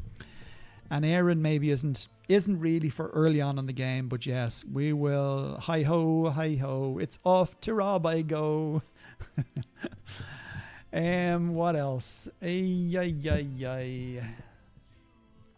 Invalid invite. Let me just check that again for you, Daniel. In fact, Daniel, are you on? No, you're not. Stupid question. I'll see if I can message you separately. Where are we here? Give me 1 second on that, Daniel. I'll come back to you. HBR, I didn't realize Seasons Legacy is for everyone and thought it was just for players who did Seasonal Kingdom. I hope they have fragments for the torch. No, I'm pretty sure the things that they had that were pertaining to... Oh yeah, Ragnarok started again. Oh well. Yeah, they pretty much pertain to your Seasonal Kingdom account. So I know for a fact your equipment, the gear that you get in Seasonal Kingdom is one of the prizes or gifts.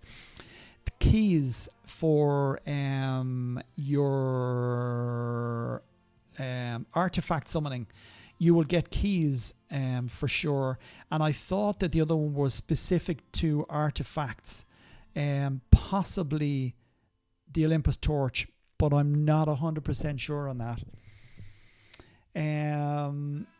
Yeah, I'll come back to you on the Discord link. I'll try that again. No torch fragments. Okay, it's been answered already. See, this is what happens when I'm chatting away in the background. What G level did you hit? Me personally, I got to G8. Yeah, G8. So I can train G8s, and I'm way off G9s. I've only got 24 trillion, and it's 41 trillion for the march speed and 41 trillion for the training speed. No, march speed, and where are we? G2. March speed and training cost. Yeah, so I'm nowhere near that. I haven't even started. I'm at 0 out of 10 on both. So yeah, meh. Not going to waste my time. I wouldn't make it now anyway. Legru, I would suggest a new player to develop their main to G5 and learn the basics of the game. Then go very hard on next Seasonal Kingdom to get a nice new strong main. That's actually a very good plan. And one of the guys, one of my Ko-fi channel members is doing just that. He has literally barely played his main account, and I think his Seasonal Kingdom account is very close to G9. He's definitely got G8s, because I had a look at him the other day there, and his might level is pretty big now. So that's exactly what he has done, and that is a very good point. Jim Hood, Thomas, for Helen, use the Honored Ruler gear. Yes, what did I miss there, Thomas? Did I forget to finish what Thomas had asked? Thomas, I'm sorry if I missed your message, mate. I hope it's okay. Oh, here you are now. Yeah, I hope it's okay. I ask you a question. Yes, of course, always okay. And as you can see, if I don't answer it, one of my very knowledgeable friends here will. What gear is great and what is best for Helen? Yeah, all gears in the game are good and they all have a part to play. But for Helen, 100% is Honored Ruler gear. Honored Ruler gear will give you the boosts that will benefit her. So you have your silver, sorry, you have your, your food production basically. And Helen is all about food production, and obviously the troop training speed is what the other thing that's good for. But for her, then you will need to give her some decent gems. So I've given her an increase to troop training speed, even though she automatically does that.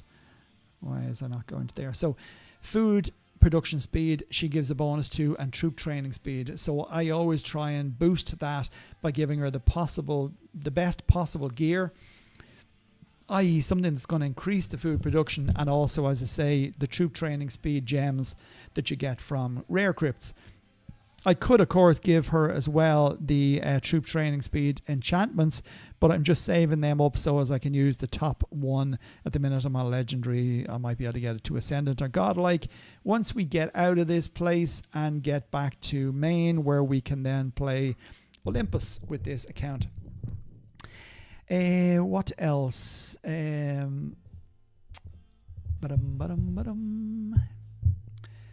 Thanks for telling me. What would be available for those of us that didn't do Seasonal Kingdom and still excited of the artifact keys? Yeah, like I say, if there is the normal artifact keys, but if you don't have the Forest Crown and the Heart of the Forest, then you're going to be shit out of luck, I'm afraid. That's not putting it too bluntly, because all you're going to be fighting for in that, to my knowledge from the last one, is for the 50 keys or whatever amount of keys that you get for the artifact summons. I'm sorry to disappoint, but I don't think there's anything else. Legacy is rough and costs a lot, almost impossible if you're G9. Yeah, thanks for reminding me that. Legru, you can do shorter videos out of these explanations. It would require some editing, but they are better than all the ones that are out there. I'll try and do it.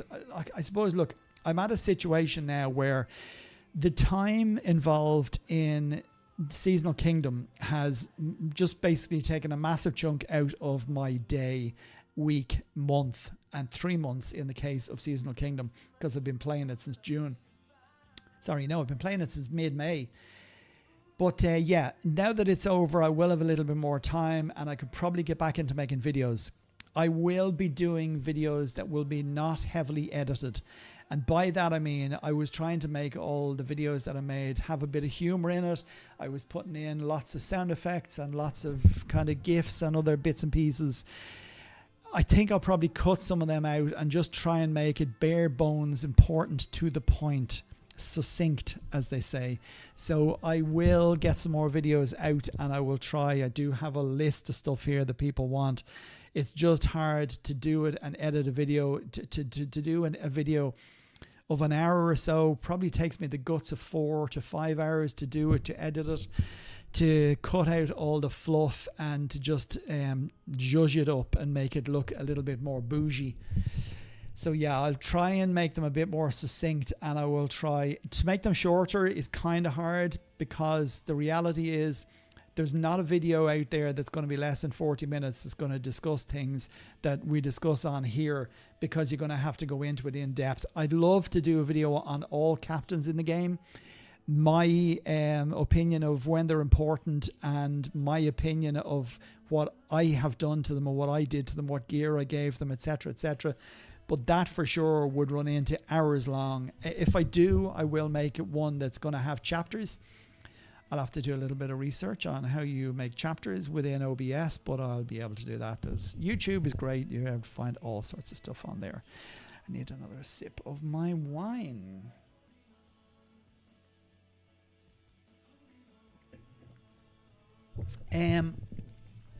Yeah, so look, that's one in the pipeline, Legru. That's a work in progress, as they say. HPR, my other alt is Aaron, really just because I kept being irritated at seeing March time exceeded for epics. Yeah, and well spotted. For anybody who is looking at HPR's point there, that is very specific to mercenary exchanges.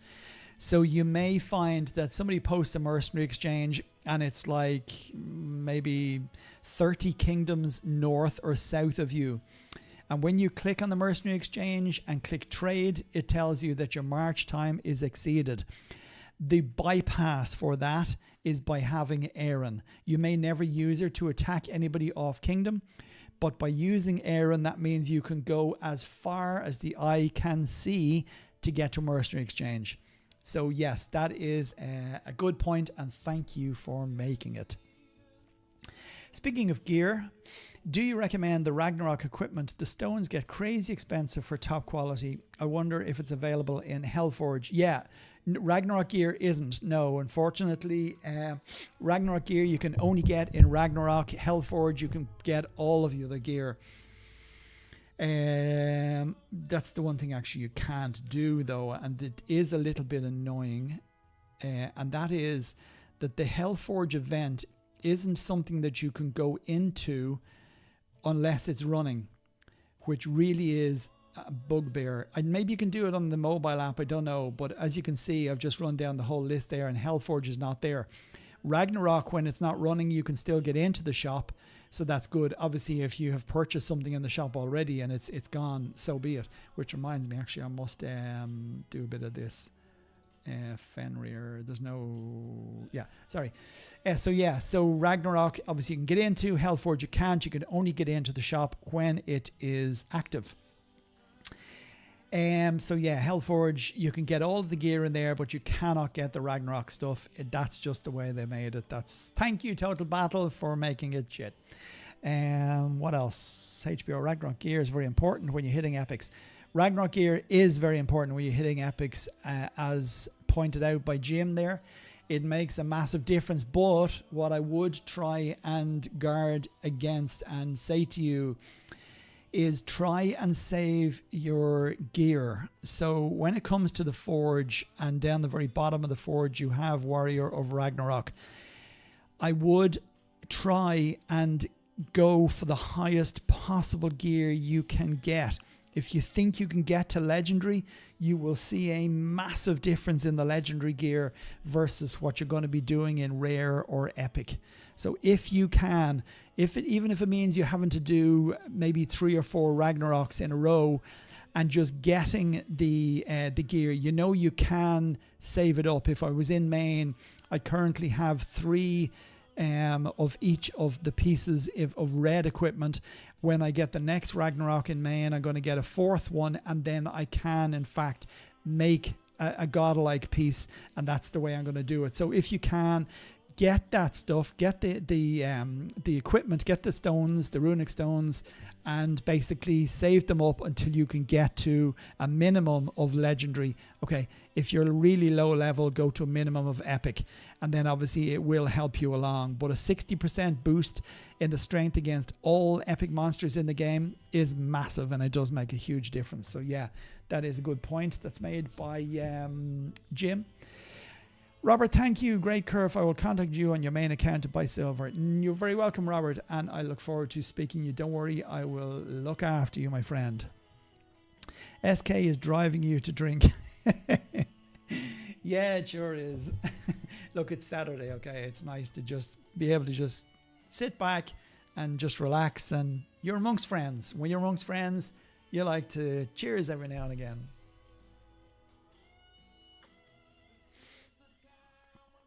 Interesting point, Legru. Look into AI editing. I'm no expert, but I've heard content creators use it to create shortened videos out of their streams. Yeah, look, there is so my editing software is called CapCut, and it's pretty good. I could look at it, but I do know that there is an AI option in there when you're on the paid plan, which I am. And it does give you an option to cut out a lot of gaps.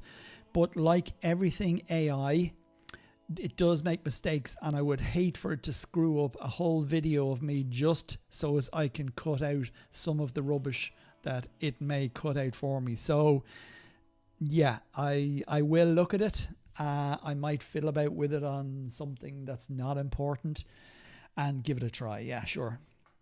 Thanks for making that point. Zenny, hello and welcome to the chat today. My reason for airing as well, but the time of traveling is so much. Yeah, it is. But if you get yourself if you use the right captains. So for example, if you use Tangle. If you use Captain Tangle, Tangle would give you a speed up, and obviously the higher Captain Tangle is, the better. So if you have Aaron and you just use Captain Tangle to run to those mercenary exchanges, obviously you'll get there faster than you would with a normal captain. But obviously I do understand that when it comes to merc exchanges, it is very hard to try and get merc exchanges to run for any period of time. It's just a disaster.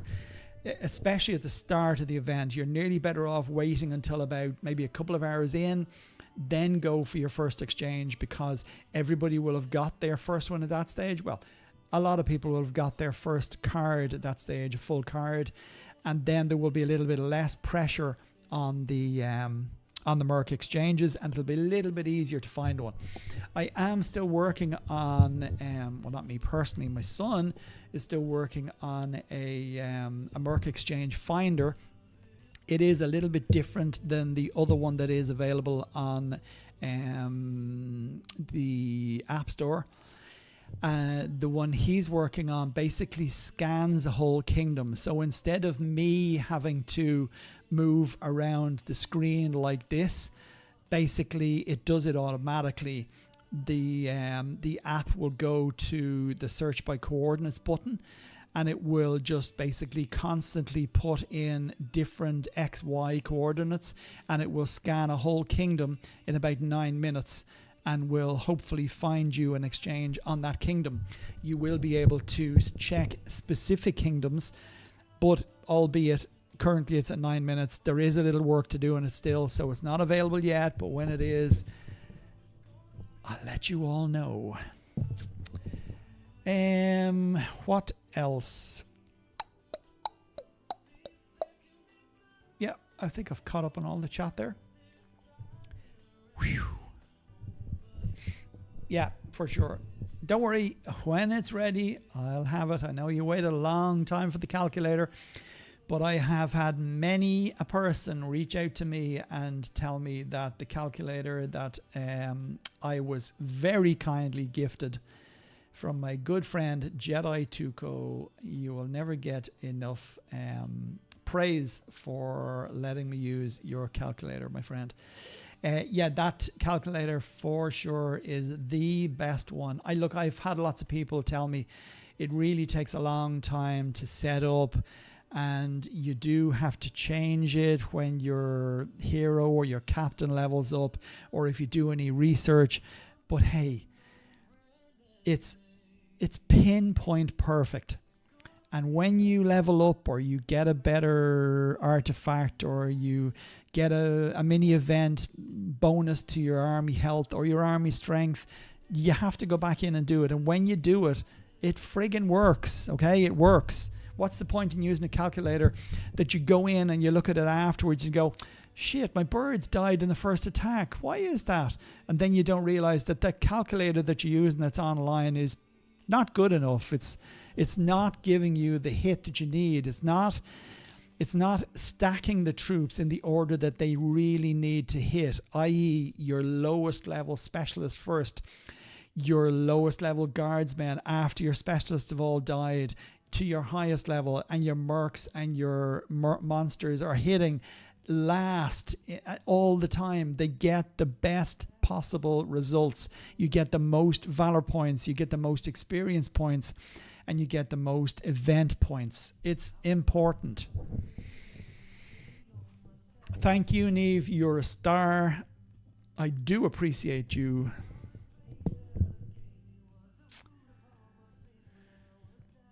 Oh, look, I've had people... King tried to ban Farron. I don't like this. Am I wrong? No.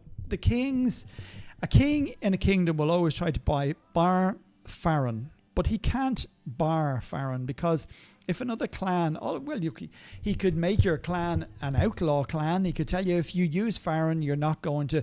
But to me, that sounds like a king who's a little bit worried about his ass.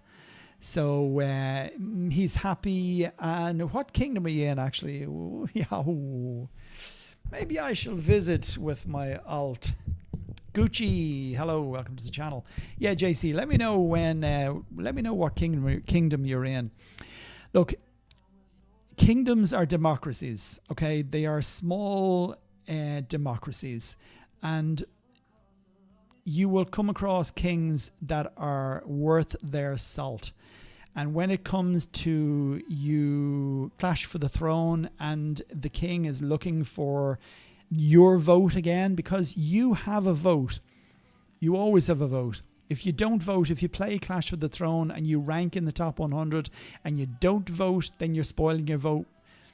I can't see why you'd want to do that. In a democracy, the king should be open to somebody else running the kingdom, because he might not be doing it right. You might not like things he does. Maybe he gives all of the royal titles to his clan. Maybe nobody else gets an opportunity for that.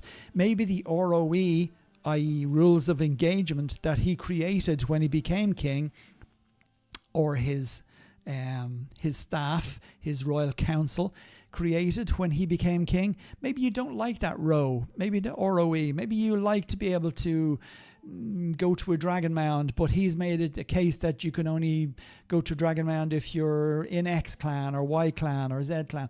There's nothing and no reason why he should be banning you from using Farron. And we know that Farron gives you 900 delegates versus the 10 delegates that you get for using just a normal hero. So yeah, if you've got 30 players in your clan and they're all prepared, or 40 or 50, and they're all prepared to buy Farron, you can, of course, use Farron. Then you get to take over the throne. Then you can tell the king what you think of him, ex-king, as that the case may be. So yeah, if he does want to ban Farron, then he's not a very good king, in my opinion. It's a democracy. The kingdom is a democracy. You work under his rules by way of the rules of engagement that he sets up. If you don't like it, move kingdom, or get all your clan members to get Farron and oust the old king and put a new king in place. That's what a democracy is about. We know this. Gucci, sorry to get back to you. Yes, you can get the calculator at my Ko-fi store. Let me just get you a link for that now, my friend.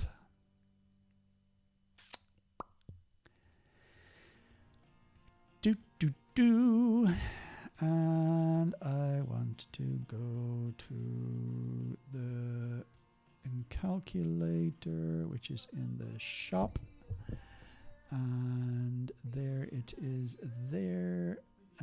View. And copy that link. Copy and paste it there. Paste. And I will pin that message so it will be there later. So there you go. I'm sorry, who asked me?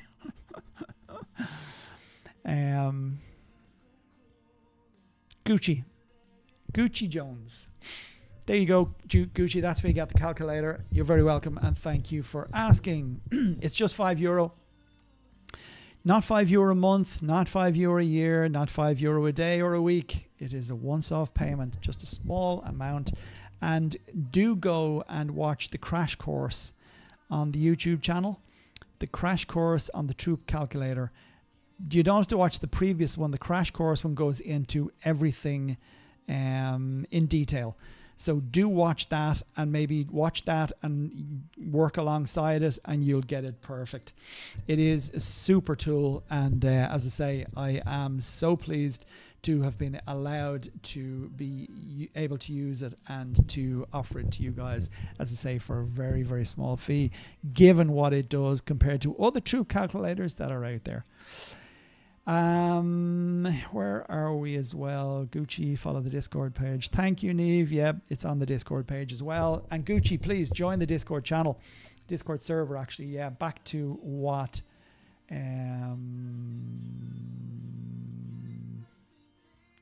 So Daniel said, let me just see if I can pull up that page again. Daniel, give me 1 second here, my friend. Let's pull this down here. We have... Oh no, it's down here. Server. Yeah, why did that not work? Okay, let me see if I think I know why it didn't work, actually. Disable that and go back into here again. 1 second, and I should be able to give you that link again. And never expire. Copy. And paste. Control V. Try that one, please, Daniel, and tell me if that worked for you. That link should bring you to the Discord channel, and you can join there. And as I said, Gucci, please drop in there. Aaron, hello there. First live stream we've been able to make. Love the channel. Thank you, my friend. I know we've chatted in the past, and thanks for joining the stream today. Glad you could make it. JCK186. Okay. I'll have a look at K186 for you, and let's try and have a little bit of fun then. K186 actually. Who's yeah, give me 1 sec. I'm gonna just drop out of the game there for a second, and I'm gonna go back to my main. Oh, well, Vineweaver's gonna start now shortly. Yeah, well, Vineweaver can wait for me. Not like I'm gonna be doing anything anyway.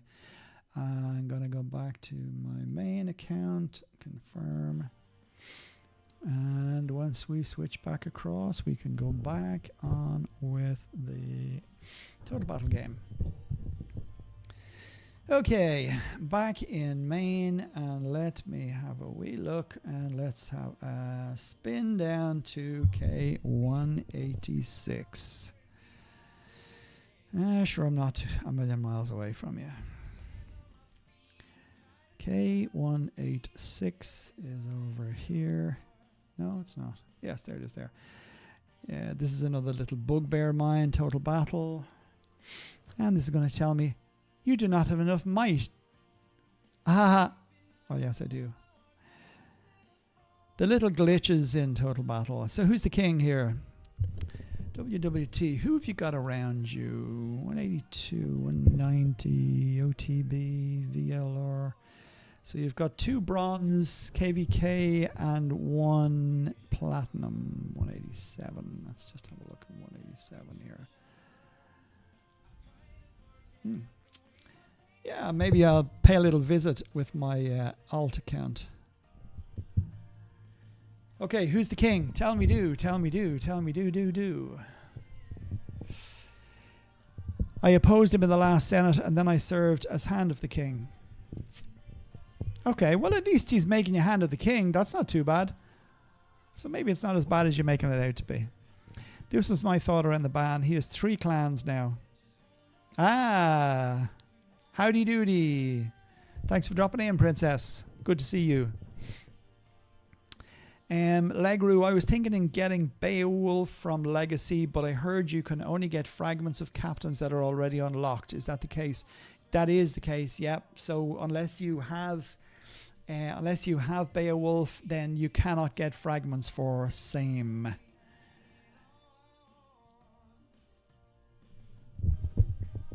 Yeah, that's okay. You have a lot of reading to do.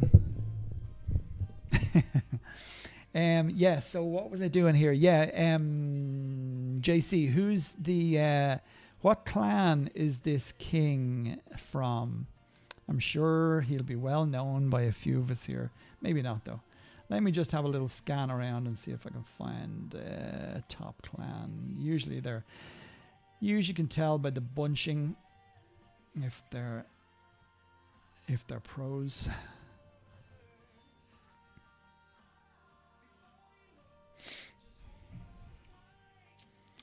What's this? They say that, but it was glitches last time. You could open captains, so give it a try. Really? Wow.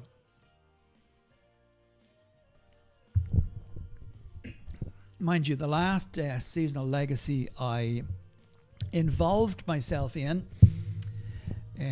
I didn't bother going any further because G9 or T9, as we know. Actually, how long would it take me to do a scout to here? 8 hours and 57 minutes. Well, of course, that's without scouts selected. 10 hours and 40 minutes. What? Yeah, it's too far to go. I might make a little note there. Make a little note there, JC, and I just might make a little visit. Are you serious? Wow. That's kind of cool. Now, I never knew that. Tangle, of course. It's the wine. It's killing my brain cells. Ay. Where is my Tangle in here? There he is. Did I not set him up with... no, I didn't.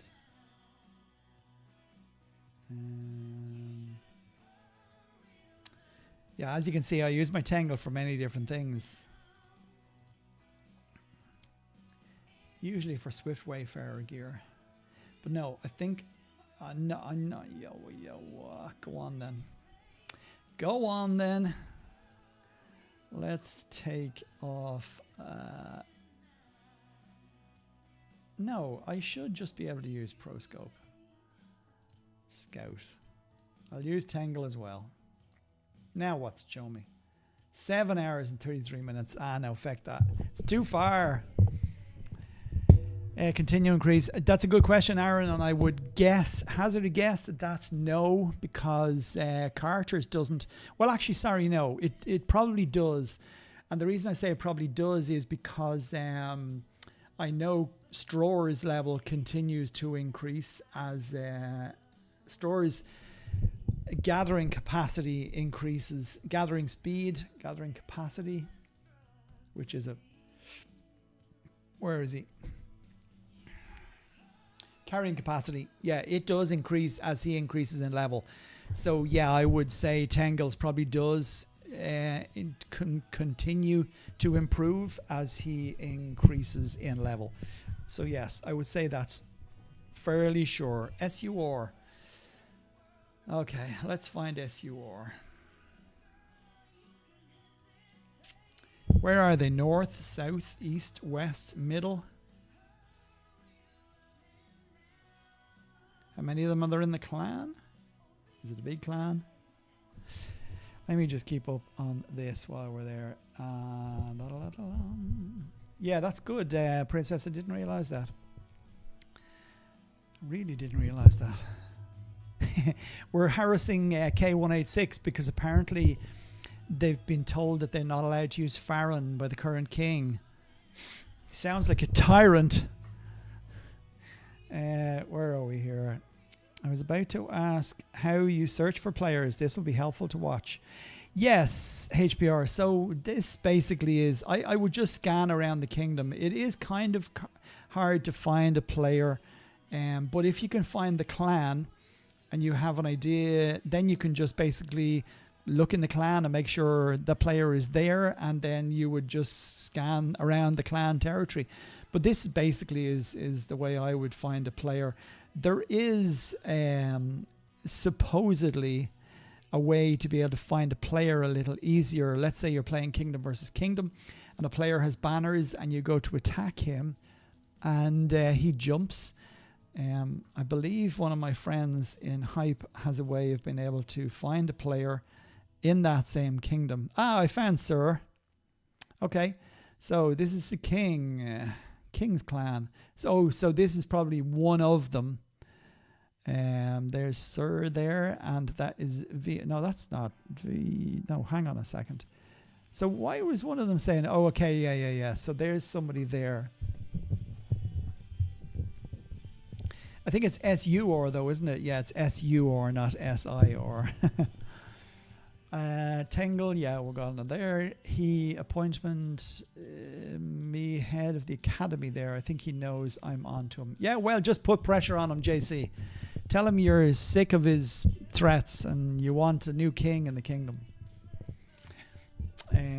I heard the saying where we're going. Thank you. I'll put my hopes on the laziness of developers. Yeah, don't hold your breath. Don't hold your breath, Legru. Does Tangle speed bonus get you? Yeah, we did include that. Insomniac. Insomniac is his name. Okay. Well, where are the rest of them? Well, that was one player then. So why is he in there? Is this guy moved? There's one Sir player there in the V4V, or is that one of the new clans? 211. I will say hi to them later on. You're not close enough. They're still a long way away. Oh, wait now. Here we go. Insomniac. He's probably shielded. Let's see if he's in this clan. Sir, the survivors. There he is. Yeah. Okay. So let's flag Insomniac. And he's using Aaron too. He's probably shielded right now, right? They don't even have any ingots down there. They're hardly worth visiting, are they?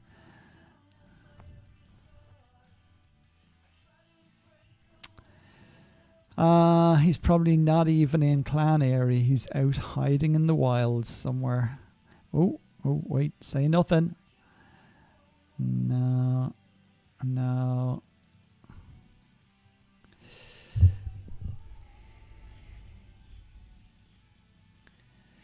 Free hot dogs. I like that name. Actually, I would kill for a hot dog right now.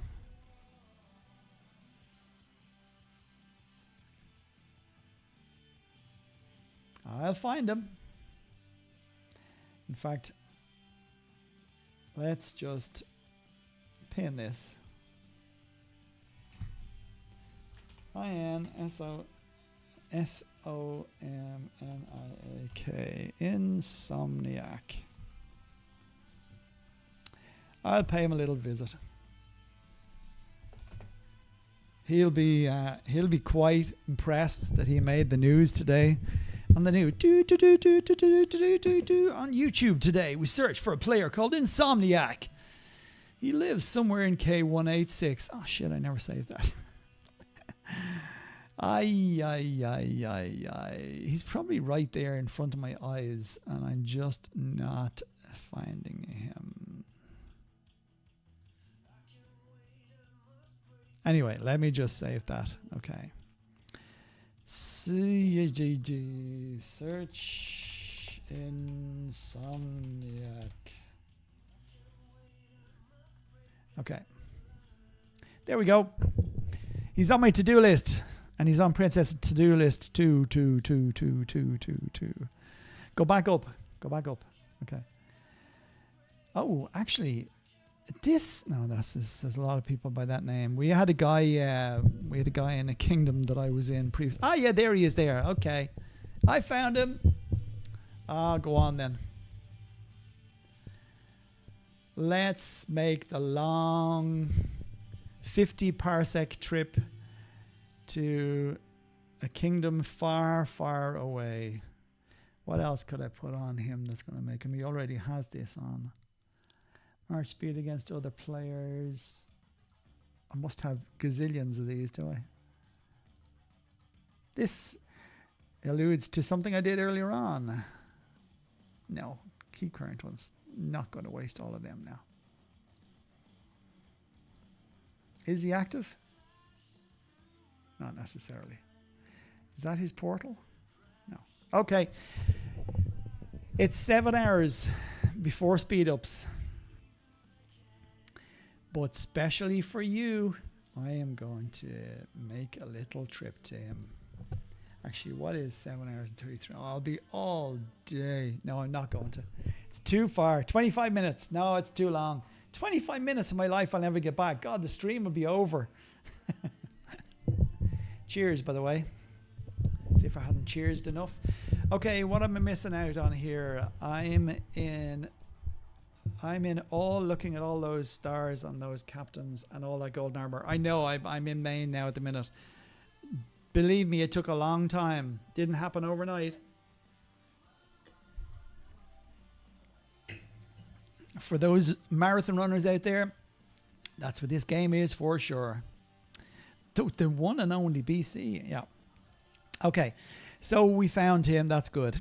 I have a question to get back to the main event here. Mode Ajmal. I hope I pronounced that correctly. If I didn't, 1,000 apologies. I have question whether I should hold down so as to upgrading tech buildings, or should I be upgrading to G6 because I'm getting very low valor, like 100 million per attack, but I need at least 250 million VP. Okay, well, there is a simple answer to this, my friend, and I would hazard a guess. I know why. You are not doing or have not done any research in your boost and army modernization section. This is the driver of valor points. You need to try and level up your strength. Okay, it's all about strength when you're attacking epics. So you need to do some research, and for that, unfortunately, you are going to need conquest points.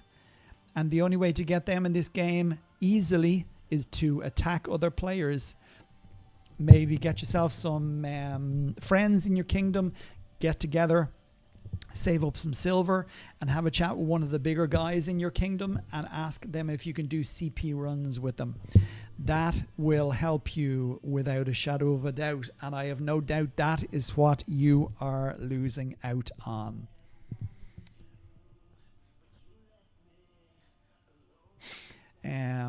So yeah, Mode, honestly, that's what you need to do. Your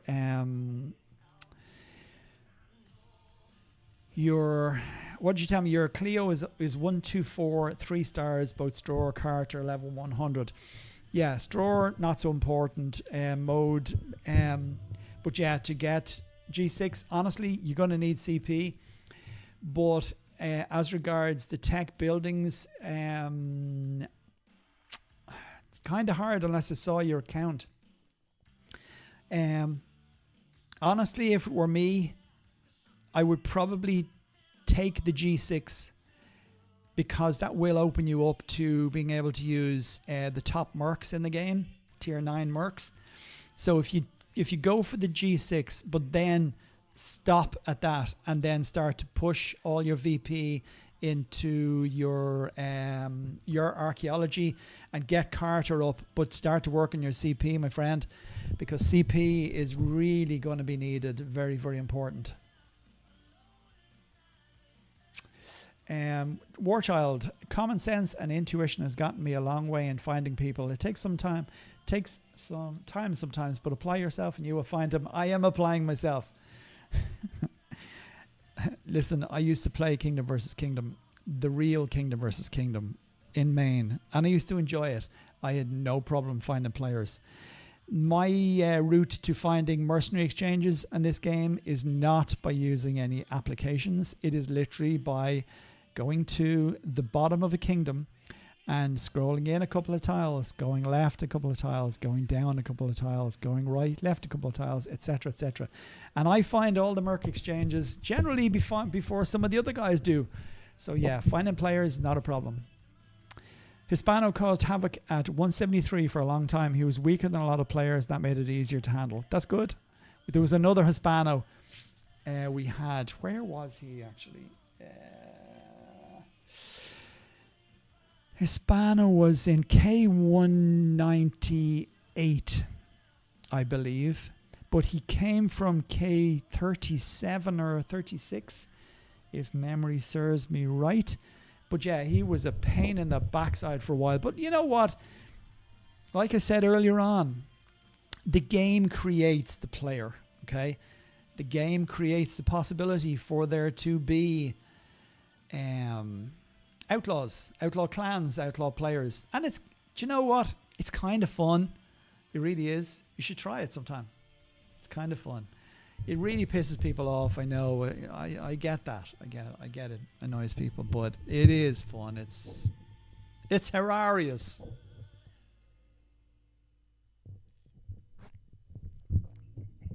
I'm running out of wine. I'm running out of wine, he said. How long was your scout? 7 hours and 22 minutes, my dear. Cleo, mine's 25 minutes. Yeah, 25 minutes with the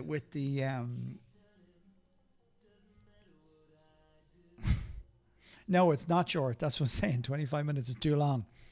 I'll save. I have him pinpointed.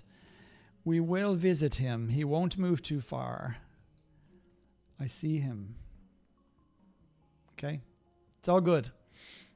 I might do it tonight. Actually, there's a question for you. No, of course I won't, JC. Shh. Your secret's safe with me. Nobody else is listening. Oh, shit. There's only 21 other players online currently. No, it's all good.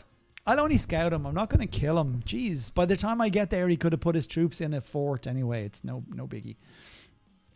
No, but somebody, a king, if he's a king and he's making a rule for there to be no Farron, then he is unstable and the kingdom is rife for another big clan. Ooh, for another big clan to move in and cause mischief. And where else? I'm missing a lot of stuff here. 45 minutes for me. No, it's too far. 45 minutes, that's crazy. He was just elected currently and he's writing the row. So hold on a minute. If he was just elected, then it's just now he's decided that no Farrons nobody can have Farrons. I think I'm going to go down there and I'll purposely buy Farron because I have a little bit of silver, a little bit of gold there I could use. Anywho, 50 seconds? Who's 50 seconds? I thought you were above 113. I'm in 113 now. Oh, no, you're not. You're below me, aren't you? No, my Scout Neve. Find me in a game. We will play with them tonight. It's a date. Well, hey. I could say something, but I won't. Don't tell him it was me. No, we won't. Can you explain some of the math behind CP? Do you get more based on the guardsman level of your opponent? You get more based on the health of your opponent's army, basically. There's two ways of doing CP. The simplest way is for you to have Guan Yu and for your opponent to use just one troop. And that would be flyers generally. But some people like to use mounted units depending on what they have done captain-wise. But usually Wu Zetian, Brunhild would be one of the first two captains that people would get in the game because flyers are the fastest troop, faster than mounted units, and if they're then using them for attack against other kingdoms, that's why you would use flying units. I know a lot of people use mounted units for different reasons, but let's not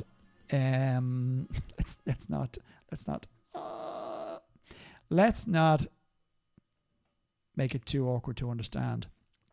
So basically you would use Guan Yu as your hero. That means you get first hit. And you would use 3 other captains.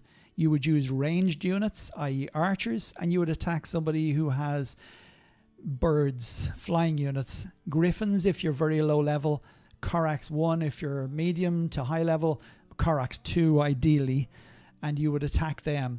The more CP, conquest points, you will get will be down to the health of their birds, not the strength. It will also be down to the strength of your ranged units, so you have to put a lot of thought into giving your ranged units a boost in strength. Okay, I can show you 2 ways.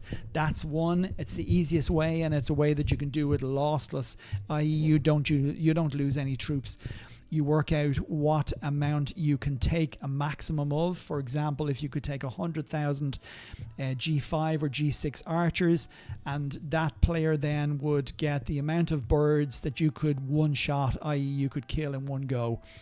Every time you do a CP run, if you're low level, you will probably find that your captains that you use will level up fairly quickly. The ones you want to be using are Dustan. That's because he gives a CP bonus. And you will also want to use Minamoto and or A-Day if you don't have Cleopatra. Or you could use Bernard if you don't have Minamoto. But you want to use your ranged captain, and you want to use a captain that boosts your guardsmen, because obviously your ranged units will be guardsmen that you're going to use. It's as simple as that. So that's one way. You can also do it with a full army.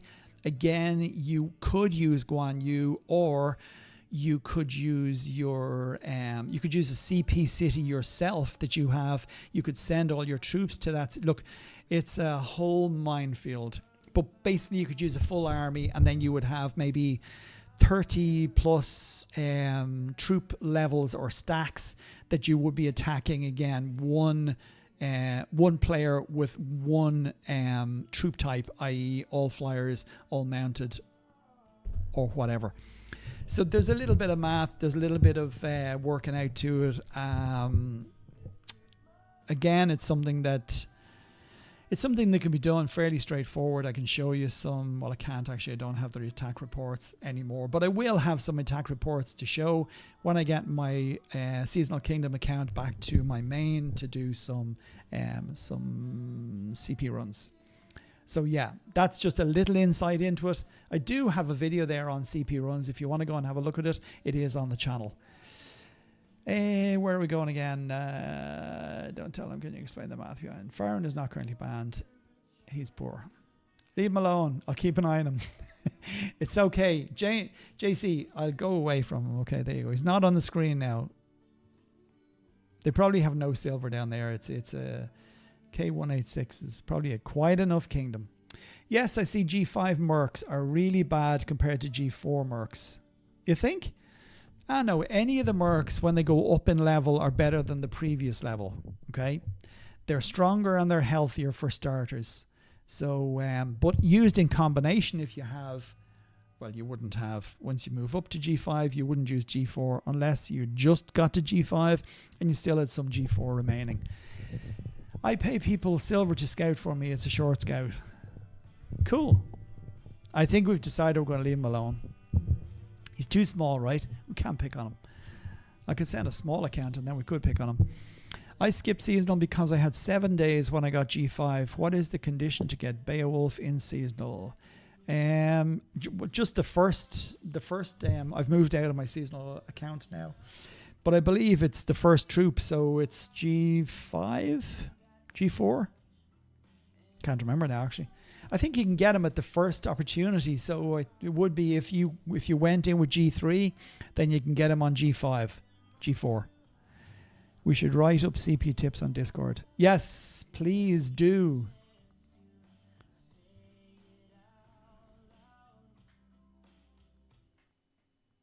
And a CP calculator. Ladies, that I've just designated. In fact, you just walked yourself into that one. So when you have a glass of wine or beer or something like a cocktail, maybe an espresso martini or a spice bag in your hands, and you've nothing better to be doing, I would be delighted if you would do that for me. And everybody else. Guys, a big round of applause to the two ladies in the corner there who are going to work out a CP calculator and some CP tips on Discord, especially for you. Thank you, ladies. Leave them alone. I keep an eye on them. Yes, I see G5 marks. I pay people. I skipped seasonal. Yes. What does? What does what? Shit, not short. Is there a quick calculation or just trial and error for how many birds to put in your city? Yeah, there probably is a simple way of working it out, and it could probably work out similar to how you would work out how many siege engines it would take to take down the walls of a citadel. So yeah, there probably is a very simple calculation. The ladies are all over that. I thought disallowing farm was usually to keep bad players from taking over the kingdom. Well, yeah, but that's what he could tell you. But to be honest, no. I've seen Farron being used many a time over the 4 or 5 years. Crikey, 5 years I've been playing this game now. I blame COVID. Only for COVID I would never have played this game.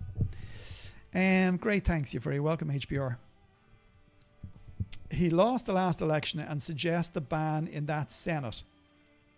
I then served as Hand of the King with King Brightskin. Insomniac won the COT yesterday, and then he let me stay. Yeah, no, he just sounds like somebody who's a little bit insecure. It's like I say, every kingdom is a democracy. Everybody should be given the chance to be the king if they want to be the king. They do have to have some knowledge, for sure. There's no point in letting somebody into the kingdom who is a total noob and has no idea about how to set up clans, how to help a kingdom grow, how to help small players, and has some good knowledge of the game. Okay? There is no point in that. And certainly, for sure, you don't want an outlaw becoming a king. But just bear in mind, generally outlaws come in small packets. They only are 1 or 2 players, maybe 3 maximum. And 3 Farrons is not going to be enough to take over a kingdom, because if you have an outlaw clan there, you can have all your players take Farrons, or other clans that are aligned with your clan take Farrons as well, and they can all still vote for you. So a small clan will never take over a kingdom. GTO, on the other hand, well, that's slightly different. They brought enough players there to be able to do it. And for those who don't know GTO, Gypsy Takeover, they're on K220 and have caused and wreaked havoc to their kingdom and many kingdoms around. But it is what they have decided they want to do in the game. And who are Total Battle to deny them that fact? You just got to be careful, and you got to be sure what you're doing. Great, thanks. We should write up CPT. We did that. He lost us, got that. As head of the academy, he was not actually banned. He has not actually banned. I thought you said he had, JC. God, we have a plethora of kingdoms around him now, chomping at the bit to crush his poor ass. Okay, I'll call off the dogs. Dogs, enough. Leave them alone. There came into Egypt a pharaoh who did not know. Anybody know what line that movie's from?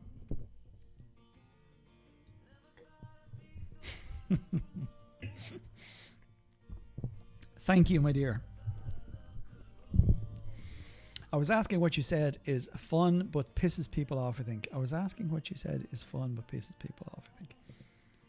Yeah, pisses people off. Check out Academy K186. Chat in the game. It's read only, and I'm updating it as I go. If you have any advice, let me know. Honestly, JC, you don't want to put that on the channel. I'm actually going to remove that comment for your own sake. I'm not removing it for any other reason than this video, once live is ended, will be there for anybody and everybody to see. Anybody with half a brain won't bother coming into a mental Irishman's ramblings about a game that he plays online. But for those who might have nefarious ideas and thoughts in mind, You do not want to put your kingdom chat in an open forum like this, because you will end up with all the wrong people in there. So that's the only reason I put that up. I saved your blushes, though. You should do a video on the basics of starting a clan, like where to put clan buildings and what order to do clan research. I'm telling you, JC, you don't want to put that there. So either you remove it or I will, because you will end up with all sorts of idiots on there talking just rubbish. Yeah, Aaron, honestly, a video on that could just run into days long. You really need... yes, please do. It saves us having to scan a whole kingdom for them. But then don't forget, Princess, he's a long way away. 186 doesn't kind of suit either of us currently. So if we get a little bit closer to him, yeah, then we can ask for it. Actually, I'd prefer... what is above K186? Oh, ladies. Okay, so we'll just go... We'll drop into K182, K190, and K187. Actually, it's been a while since I've been in Diamond League. In Kingdom versus Kingdom. Yeah, we'll just be above and below. If you could just drop us when the epics get to about maybe a couple of 100 million, if you could just drop that in the chat, then that would be super duper. Keep our clans happy. Who's in K190 anyway? I like dropping into these kingdoms from time to time and see all of these cities with so many ingots. Well, actually, not too many.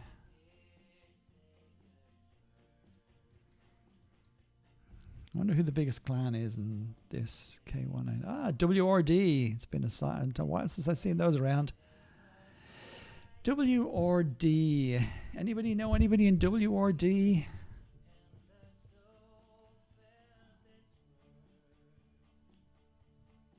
Decent enough sized clan. Anywho, back to my own kingdom. What am I listening to? Jeez. This is like K211. All right, okay, you're not too far away, so. This is supposed to be a rock channel. Music, genres, rock.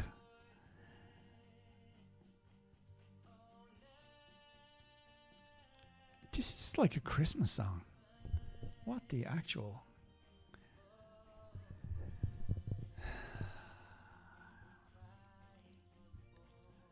Yes, not that I don't mind a bit of Christmas stuff, but not in August. That's a bit better. And for those of you who don't like rock, I'm sorry for your troubles. R.I.P. Ozzy Osbourne.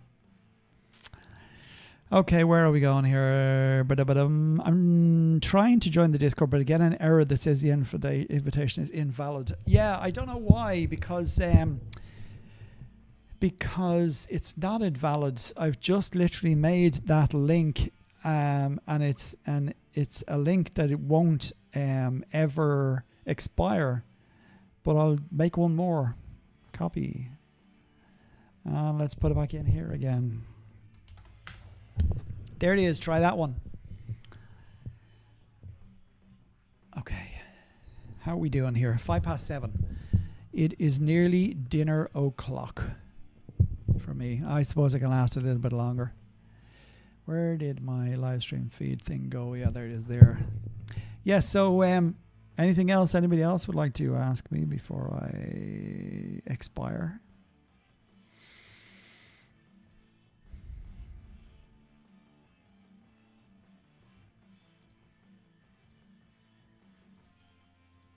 Arachne, and so it was. It's been a while since I've entered into the Hammer and Anvil tournament, but 10% crypto exploration efficiency. Who does that anymore? Who enters into the many events? It's all about badges, right? What badges have I got here? Only 2. Senator and Great Marshal. Don't believe in badges. Ray, well done. Welcome to the Discord channel. Have a snoop around. You won't find much, But apparently there's going to be an unbelievable report done about CP runs. I don't know, I just heard it. Something up here in my mind is telling me that two wonderful ladies are going to do some wonderful, wonderful work. My mod team.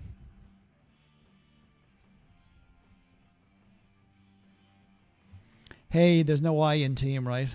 We are nothing without a team. Okay. Anybody else got anything else to ask me? Yeah, me either, Aaron. Me either. Maybe we'll get some, we'll get a little bit of light in here. I did show this before, didn't I? Hey, a bit of green light. Ooh, no, that makes me look a little bit, let's change color. Ooh, no, we don't want any strobe effects. Oh. There you go. Now I'm toasting by an open fire. Pass me the chestnuts, dear. Ooh, look at that for a face. This is my little light. It's a lightsaber. Anywho, we're not quite dark enough for that yet. It's too much. Can't beat a fire. Jeez, it won't be long till we're on fires again, Neve. Hope you're still there. In fact, I've had the heating on a couple of times. Why can we not get a summer in this country anymore? God damn it. Yes, of course. I'd say it might, it's going to be something sloppy tonight. I'd say maybe KFC. Going to have to be something fast because I can't wait. I'm not cooking. It's going to be 10, maybe 7:30 before I get off here. And I ain't doing steak. I do have steak. I do have a few burgers there, actually. I do like to say I do cook a pretty mean burger on the barbecue. I don't know if y'all have tried Wagyu beef. Wow. That is melt in your mouth goodness. Yeah, Wagyu burgers. I don't have Bundy's, but I can always pick some of them up in the shop.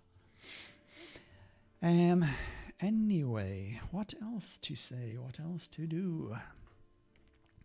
Yeah, so just kind of very quickly and briefly, I'm going to try, well, in whatever it is, a day and 15 hours, so 2 days from now, Seasonal Kingdom will be over and I will be moving my Seasonal Kingdom account. I have all but 99.9% decided where it is going. I may move my main again. I'm not 100% sure where that's going, but I am going to continue my decision to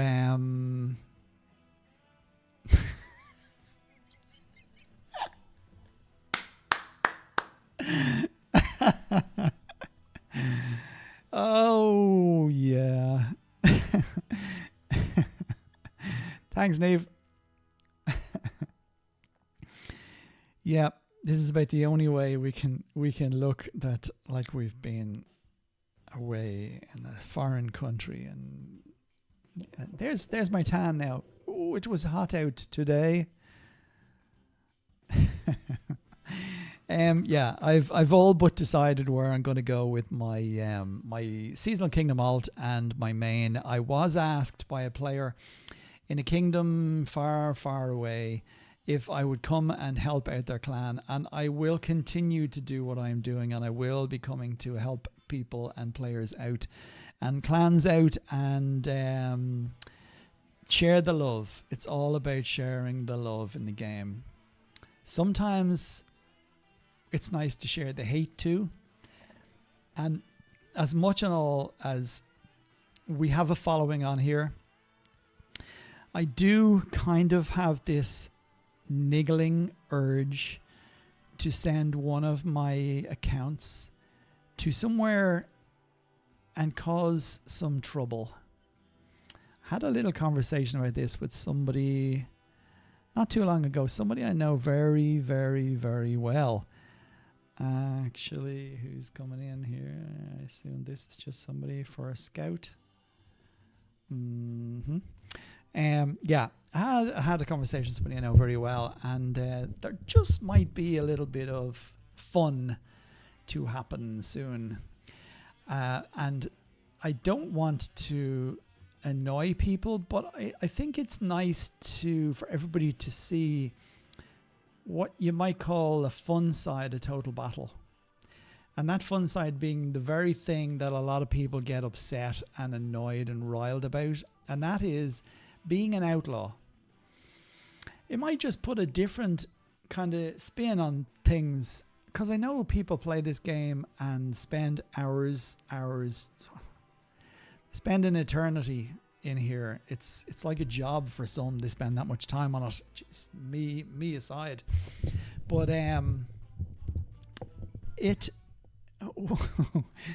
what does that entail? Being an outlaw, what does it entail? Basically just it entails annoying people. It entails causing grief. It's not nice, but it's something that the game allows to happen. And what does it entail? Well, basically attacking people and not adhering to a kingdom's ROE, rules of engagement. Attacking people on dragon mounds, taking gold, attacking people for silver, basically attacking everybody in kingdom when you're not supposed to do that.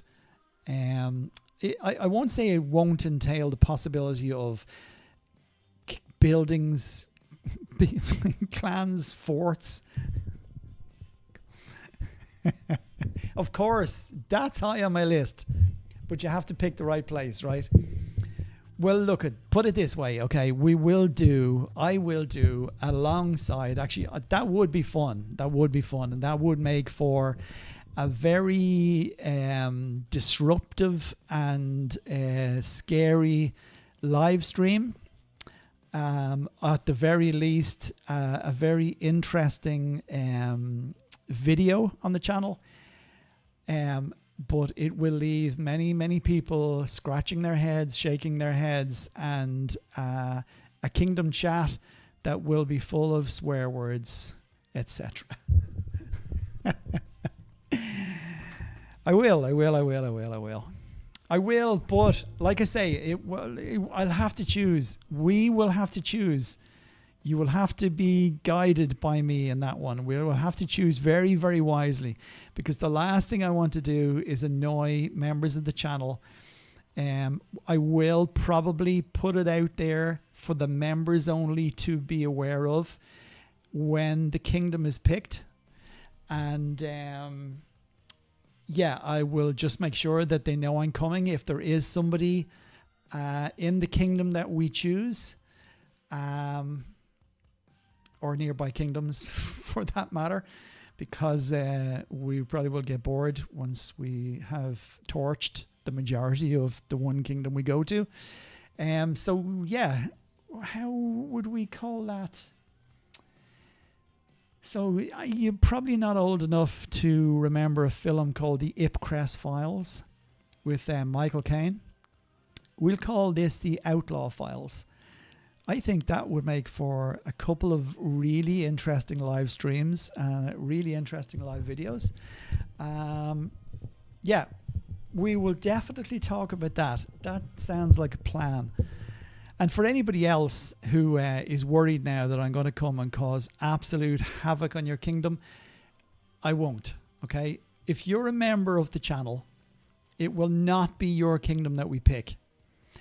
If you are a member of the Discord channel, because that's where I will put up the kingdom that we have selected, I will make sure that it is not going to cause you or your clan grief, or at the very least, if you do happen to be a player in that kingdom, don't worry, I will look after you. On that note, I have two players who came to the kingdom that I'm in currently with my main, which is K113. Sully Prime and Boris. Both you guys, if you are listening to or watching the video afterwards or the live stream, I know you guys are really enjoying it here. I know you are growing very, very well, having moved out of one of you in a quiet kingdom and the other one in a closed kingdom that hadn't opened yet. I told you that it would be worthwhile. You had a little bit of doubt, but you took me at my word and you came here. And I know that you have grown by over 10 million might in the time you've been here. You've worked really well. You've worked hard. You've fit in well to the clan that I have settled you in. And look, just a shout out to other players. I have friends in the game. I have friends in clans. I have friends in kingdoms that have numerous sister clans that have the possibility for you, regardless of what might level you are, to come in. And if you are prepared to put in the work, you will grow fast. So that possibility is always there. You can obviously come here and look, there's lots of kingdoms you could come to. I have friends, as you can see in the chat, there are guys here who are all about helping people. Sure, it comes time where we want to have a bit of fun, and you can't have a bit of fun without breaking a few things. Sure you can't. Snigger, snigger. Anywho, on that note, I will, of course, definitely come and play war. You would be just educating us on the importance of a pocket fort. Yeah, but Aaron, just be careful what you wish for, because when shit hits the fan, it hits the fan at a mighty rate. It sounds fun after playing for a while and building up your bite. It is definitely. It is something. Look, I know if I was to tell there's one kingdom I went to probably about a year ago now. Maybe a little bit more, actually. Maybe it's 18 months. No, it's only about a year. I went to a kingdom. I'm not going to say where it was, who it was. And a friend of mine from another clan, again, I won't say who he was, we pretty much caused consternation there. We more or less burned the whole kingdom. But by God, when we left there, they knew all about pocket forts, conflagration, how to protect their players, how to attack outlaws, the best way to protect them, and how to just basically not chat and goad or you know, there's no talking with outlaws. Okay, look, I'll save it for the video, yeah? Save it for the video. That might be a couple of live streams. Now, I might have to be careful. The live streams will have to be highly monitored by way of filters for bad language, etc. Because if anybody comes on that's in the kingdom that we are causing consternation in, the language is probably going to get fairly ripe. But yeah, it's fun. It's fun. It is. It's an educational video. 100%, Aaron. I unknowingly joined an outlaw clan and was gently warned. The player turned out to be a recruiter for what is now my current clan. Oh, that's interesting to know. It takes 9 Farons to take an Unsis. Oh, really?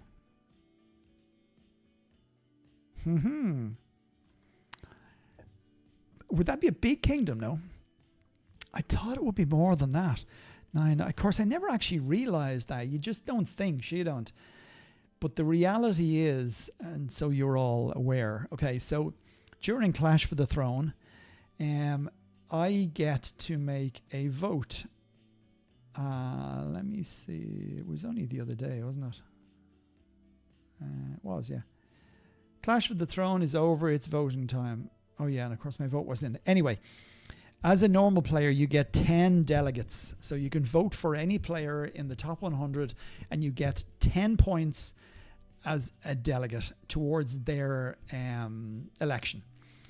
However, if you're using Faron, you get 900% bonus to delegates.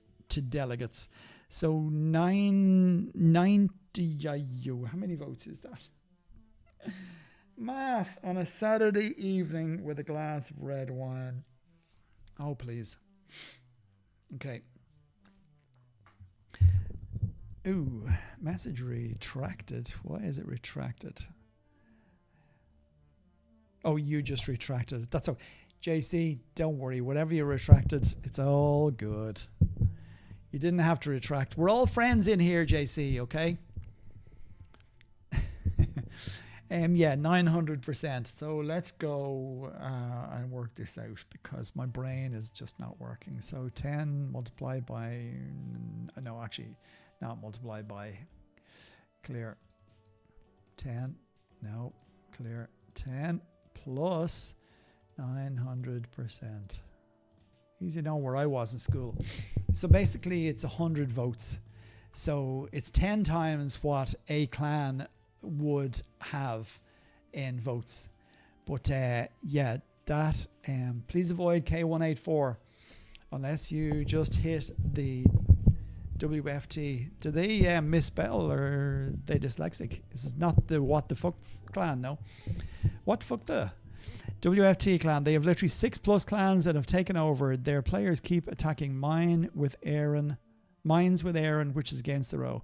Please avoid K184 unless you just... No, see, this is the thing about outlaws. Outlaws hit everybody. There is no discrimination. Yeah, so 9 Farons. That's interesting. And Princeps. Yeah. Well, that's possible. Oh, we fight together. Okay. Cool. And this is how we learn. Yeah, it is how we learn, right? That sounds like the hackers who are hired to assist the security. Red team? Yeah. Yeah, it does a little bit. I think I'll just top up my wine. And I will jump off now in a minute because I have got to eat. Sorry you didn't hear that. I'll jump off in a minute because I've got to eat. I'm getting very hungry now. Yes. There's a lot to be said for OMAD. 1 meal a day. Yes, it's we fight together, we'll leave us alone together then. Sounds like Seasonal Kingdom. You know what? It's not far off, but in saying that, if you were in a slightly regimented Seasonal Kingdom, no clans that became king were going to cause that much grief for players because in reality they need to be able to get on with things and do what you're there to do, and that's get VP, get XP and fight to the end. This Seasonal Kingdom that I'm in apparently was very how would we say, they were very adult there. There wasn't too much mess, and there was a couple of players that sure were attacking a lot of portals that people opened early on in the game when they were maybe mining for silver or gold or opening rare crypts, etc. That did happen, but apparently the previous Seasonal Kingdom that my clan and my old clan HYP Hype were in was pretty frenetic, and it was just a free for all, and it left it very hard. This one was a little bit more grown up. 25, not 10. So 225 votes. Yeah, okay, I got you, yeah. Well, 250 votes, that'd be, right? 25 times 10? Anyway, yeah, that's interesting. JC, you keep putting messages and then retracting them. What are you doing, my friend?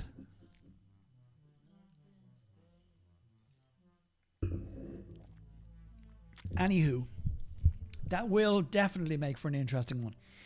So I will have a chat with my two favorites and yeah, maybe just go and do something slightly different. There's a lot of people I've done with that light. Not me, it's too bright. Normal returns. Yeah, so like I say, it kind of gets to the stage to make things just a little bit more interesting. What shall we do today? Let's go and take over a kingdom. Bring the dogs, right? Who let the dogs out? Who? Yeah, that's what we'll do. That's going to be a very interesting couple of streams. Yes, I will. Thank you. And thanks for joining. And I look forward to the CP stuff. You have a good night too. Okay, I'm going to go eat. it's quiet enough now. There's only 15 concurrent viewers, and I think everybody has asked all the questions they want to ask. So on that very light note that some kingdom is going to get scorched, I will love you and leave you. Guys, thank you very much for joining the stream.